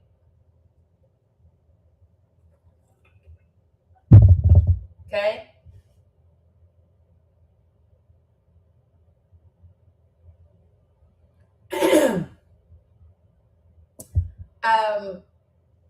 In that same statement, Secretary of State Marco Rubio said in a statement that he had, quote, signed a declaration to use emergency authorities to expedite the delivery of approximately $4 billion in military assistance to Israel.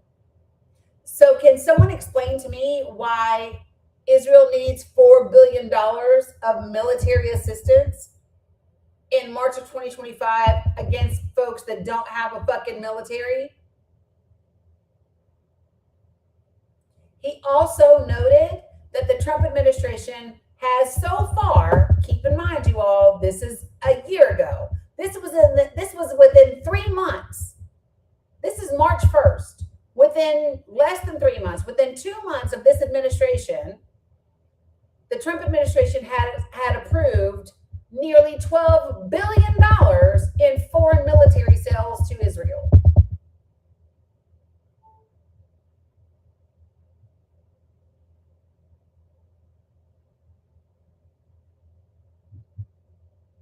No, this article, y'all, is from March of 2025.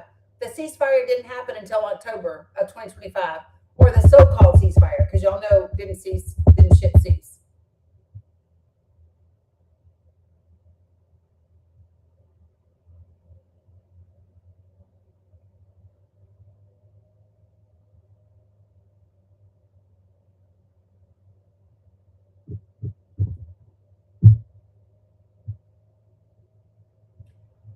Listen, if you all have not ever seen prior military folks, there's one gentleman that I've seen. He specifically talks about the fact that the United States of America gives weapons to Israel that we know it's illegal for us to use, right? Because they will use it. And so we test out our weapons that are illegal through Israel according to people who have been involved, and that was their job to do.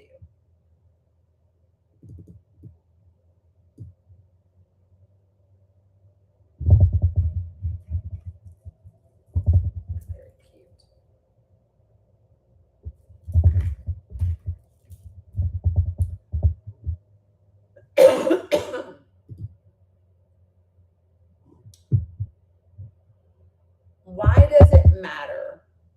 And what do we need to know?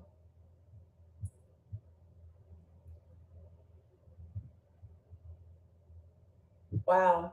So, how many of you guys are familiar with AFSC, American Friends Service Committee?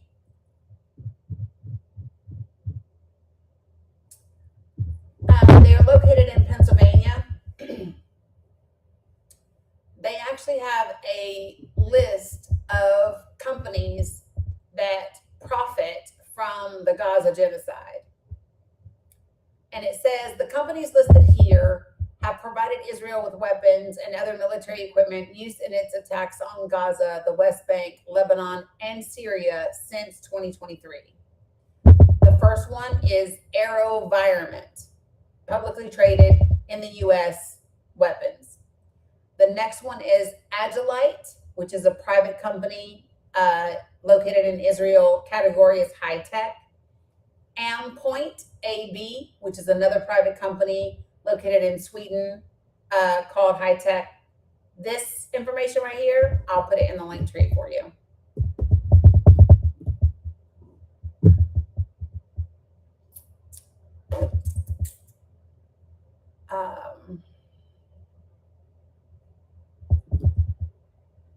You're welcome. Give me 1 second.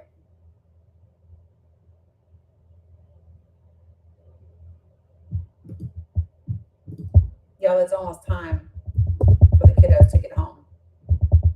So Mila can tell me about her first day of kindergarten, and Bella can tell me about her first day. I'm excited. Okay, so I'm going to pull this down. It will be in, it's directly below the newest section of ICE documents and right above the flock letter from Congress. Cam. So give me a second.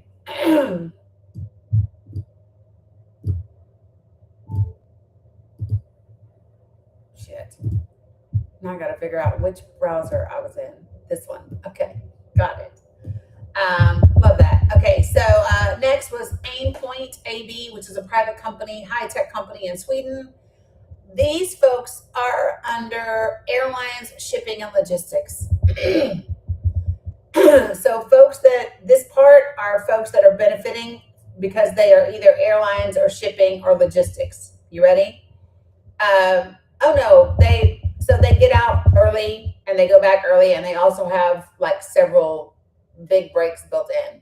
So AM General, U.S. company, weapons. Amazon, U.S. company, high tech. That's interesting that it's the tech part that Amazon is a part of. Anyway, BAE. So if you all don't know what BAE is, that is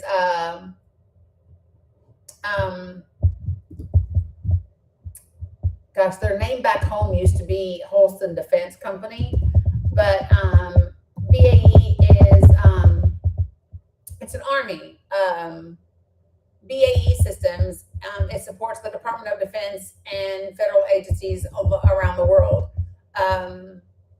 They do all different types of things. Sometimes they blow shit up. Yeah. Boeing, also. Caterpillar is the bulldozers. Celebrite is a high-tech Israeli company. Cisco, y'all know who Cisco is. Colts Manufacturing, which their category is weapons, publicly traded here in the U.S. Coresight AI, high-tech Israeli company. Day and Zimmerman, private U.S. company, weapons. DJI, private company, China, weapons. Elbit Systems, publicly traded, Israel, weapons. M10 Carmiel, Israel, weapons. Flyer Defense, private, U.S. Ford Motor Company, category, weapons. That's interesting. So now I needed to click this because I needed to read more.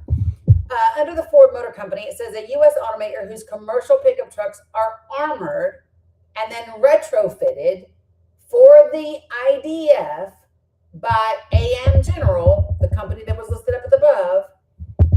Oshkosh and Plasan. The Ford Super Duty F-350 XL pickup truck, for example, serves as the basis of Plasan's Sandcat light armored vehicle. On December 6th, a U.S. cargo plane delivered Sandcat vehicles to Israel. Wow.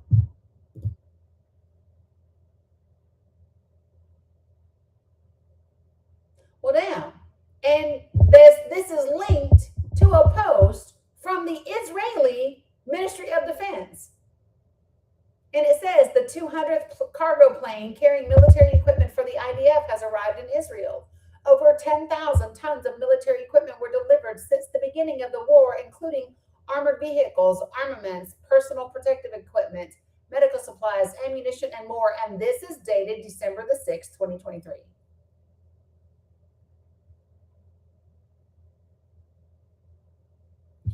Wow. And then Jews for Peace responded back and said 200 cargo planes, where are our military capabilities? Where is our invincible army? Is our Israel fragile to this level to be in need for all that support? It's just Hamas militants. Wow. Talk that shit. Wow. Crazy. General Dynamics, also U.S. company, weapons. General Electric, also U.S. company, weapons. General Motors, also U.S. weapons. So General Motors provides engines and transmission units for multiple vehicles used by the Israeli military, including the Flyer 72 and all-terrain vehicles of the Z series made by IAI. Israel buys GM parts using U.S. taxpayers' money, even for vehicles made in Israel. Well, damn. So now this is something I want to dig into. Ghost Robotics, private company in the U.S. Google.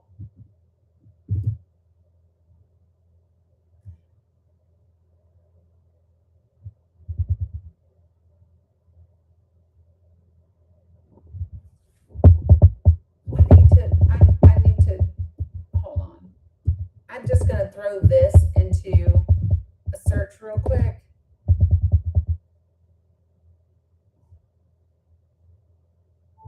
I'll be damned.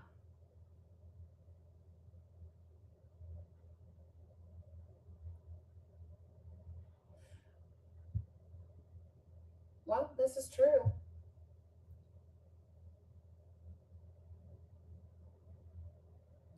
So, Project Nimbus, which is the contract shared between Google and Amazon, Google actually expedited access to its Vertex AI platform for the IDF.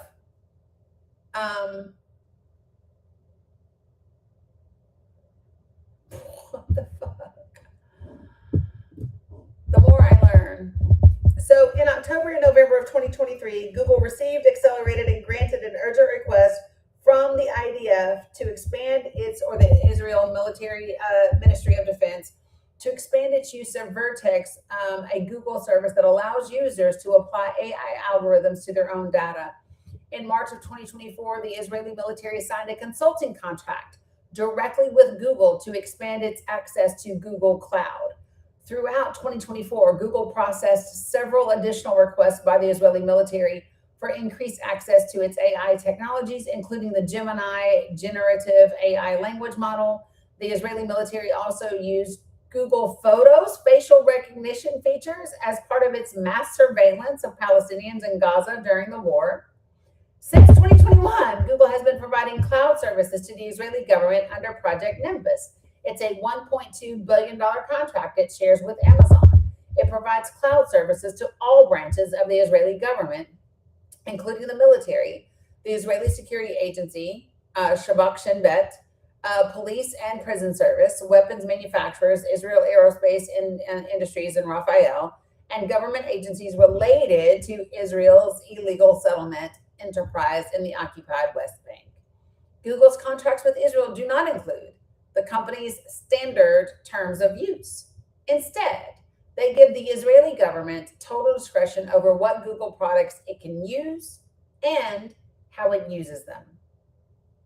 In April of 2024, Google fired more than 50 employees who protested the company's activities in Palestine/Israel. In February of 2025, Google's parent company, Alphabet, lifted a ban on using its AI tools for military purposes, such as developing weapons and surveillance tools.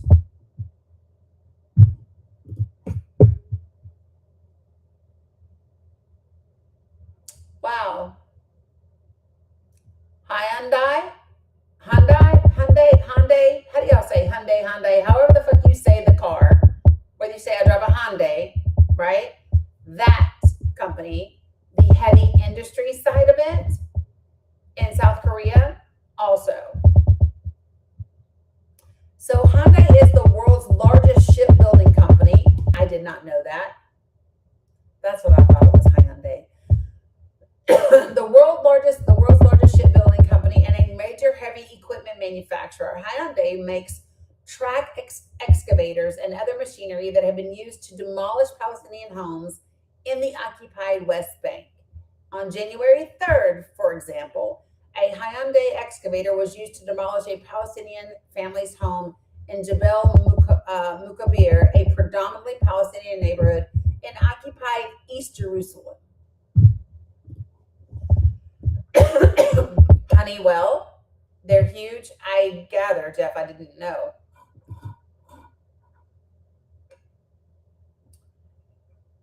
Honeywell is one of the world's top 100 arms producing companies. They made about 13% of its revenue from military applications as of 2022.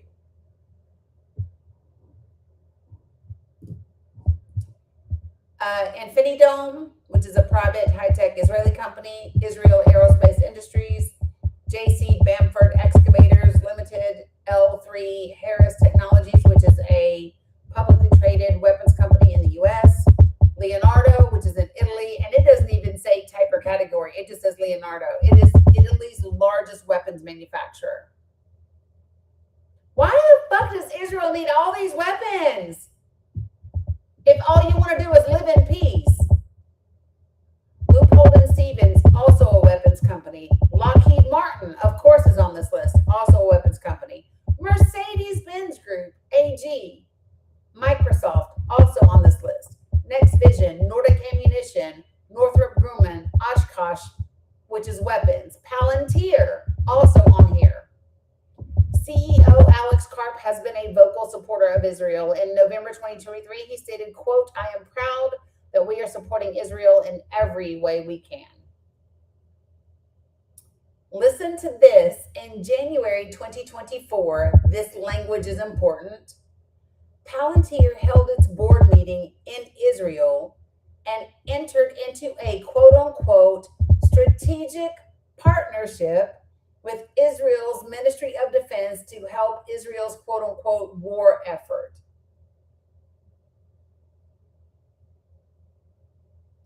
That strategic partnership bullshit, y'all know that comes from Heritage Foundation. So listen to this. In October of 2024, Norway's largest asset manager, Storebrand, divested its Palantir shares worth $24 million due to concerns that Palantir's work for Israel might implicate Storebrand in violations of international humanitarian law and human rights.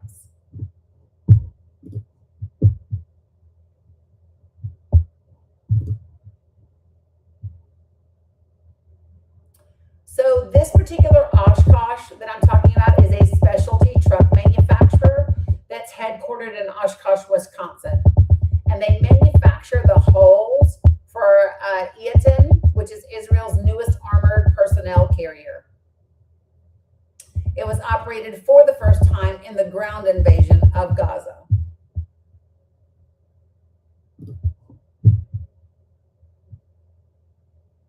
Not Rolls Royce on here.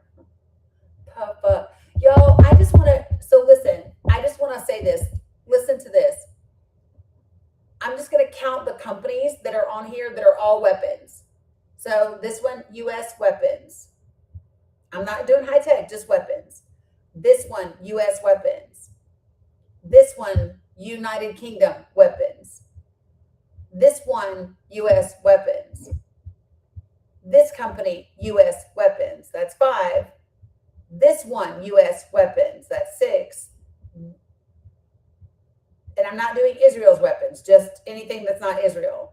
This one, U.S. weapons. This one, U.S. weapons. This one, U.S. weapons. This one, U.S. weapons. I'm now up to 10. This one, U.S. U.S. It doesn't say. Sorry.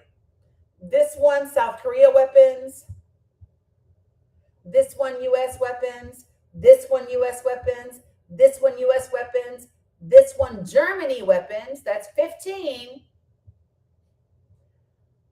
This one, U.S. weapons. This one, U.S. weapons. This one, U.S. weapons. This one, Germany weapons. This one, Germany weapons. This one, Germany weapons. This one, U.S. weapons. This one, U.S. weapons. This one, U.S. weapons. This one, U.S. weapons. That's 25. This one, U.S. weapons. This one, German weapons. This one, Japan weapons. This one, U.S. weapons. That is fucking 29 companies from multiple countries. 25 companies, 29, I'm so angry. 29 companies from multiple countries benefiting from the genocide in Gaza because they have something to do with fucking weapons. I didn't even outline the AI, the high-tech ones or anything else. All I did was talk about the weapons ones. Don't you dare sit here and tell me that you believe that Israel desires peace. Because when you desire peace, you do not buy and get that many fucking weapons. Hey, Norway, that's not a thing that happens. And from the UK, from Germany, from South Korea, from China, from the US.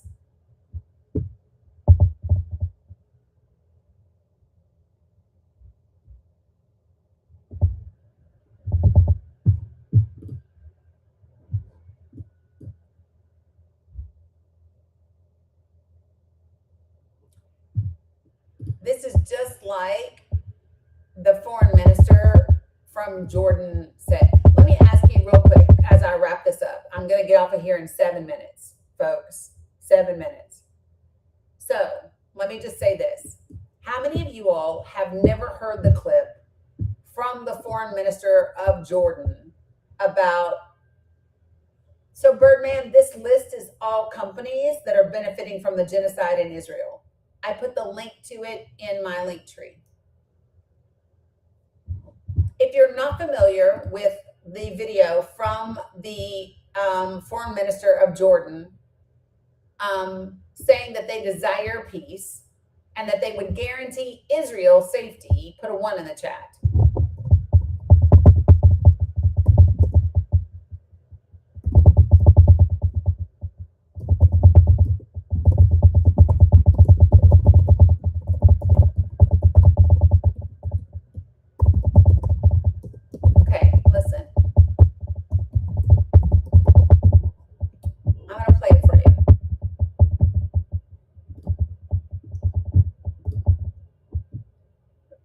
So this comes from, it was Jordan's foreign minister, Aman Safadi, and he announced that 57 Arab and Muslim nations are willing to guarantee Israel's security. And he only asked for 3 things. 1, they would stop illegally occupying the West Bank and Gaza. They must withdraw from Gaza and the West Bank. 2, Palestine would be an independent sovereign state that must be established with East Jerusalem as its capital. And then in exchange, all Arab and Muslim countries would fully accept and normalize relationships with and guarantee the security and the peace of Israel. So listen to it. This is what he says. I'm going to share this. G-Fiber's network is built to stay up even when the power goes down. But your home's router is another story. That's why G-Fiber offers 300-day backup. Okay, No Gigi's Wi-Fi. almost done. Give me 1 second. Birthday kindergarten. Yes, girl. You had a good day? I love that. Can I have a hug? Oh, I love this. Also, what? You went to the lunchroom? He said what? Wow. In the cafeteria? I know. Look at that. I see you with the sticker. Do I know what, baby?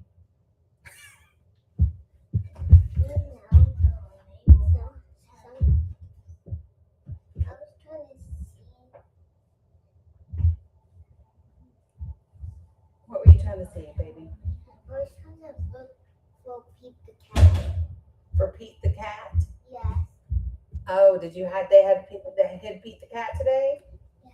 But also, Pete the cat Gave you a snack? Yes. Did you bring me one? No. Okay. Did you see what you got?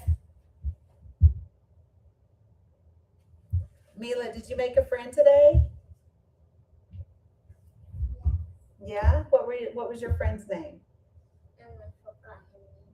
You forgot him name? Is this what he looks like? No? Oh, you were just coloring it? Okay. I gotcha. Okay, girl, let me finish up. Okay? I'm almost done. I know. I thought you said 4, but give me 1 second. Because I'm almost done. All right, here we go. Okay. Let me play this for y'all. Here we go. Listen. By the way, this is from a year ago. Yes. I don't know.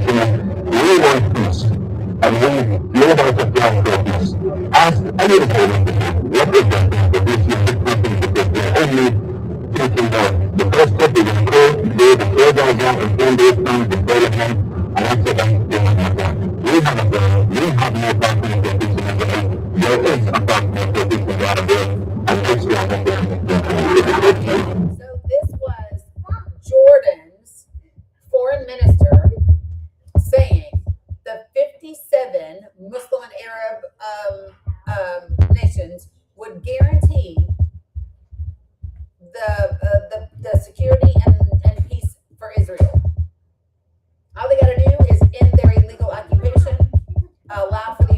of a Palestinian state, right? And that's it. What, baby? We had PE and then recess. You had PE and then recess. Oh, girl.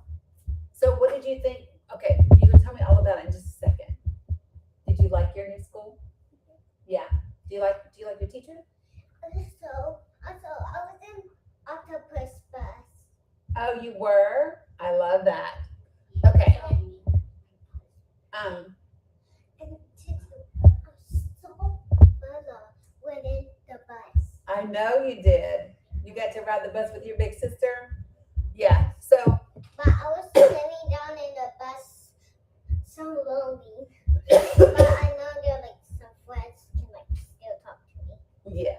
I'm almost done, okay? And when we was trying to get off the bus, I saw Bella and then I was like doing this. Were you trying to wave at her so she would know it was you?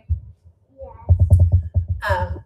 Super excited. But yeah, so I've played this clip numerous times. Literally, if you just Google like FM Jordan guarantees Israel safety, the whole video comes up. Yes. I have to boil noodles. Remember, mommy didn't bring noodles. So when I'm done, I can boil them, but mommy didn't bring any noodles. Thank you guys. CM, you get one opportunity to join the panel before you get muted. I'm just saying.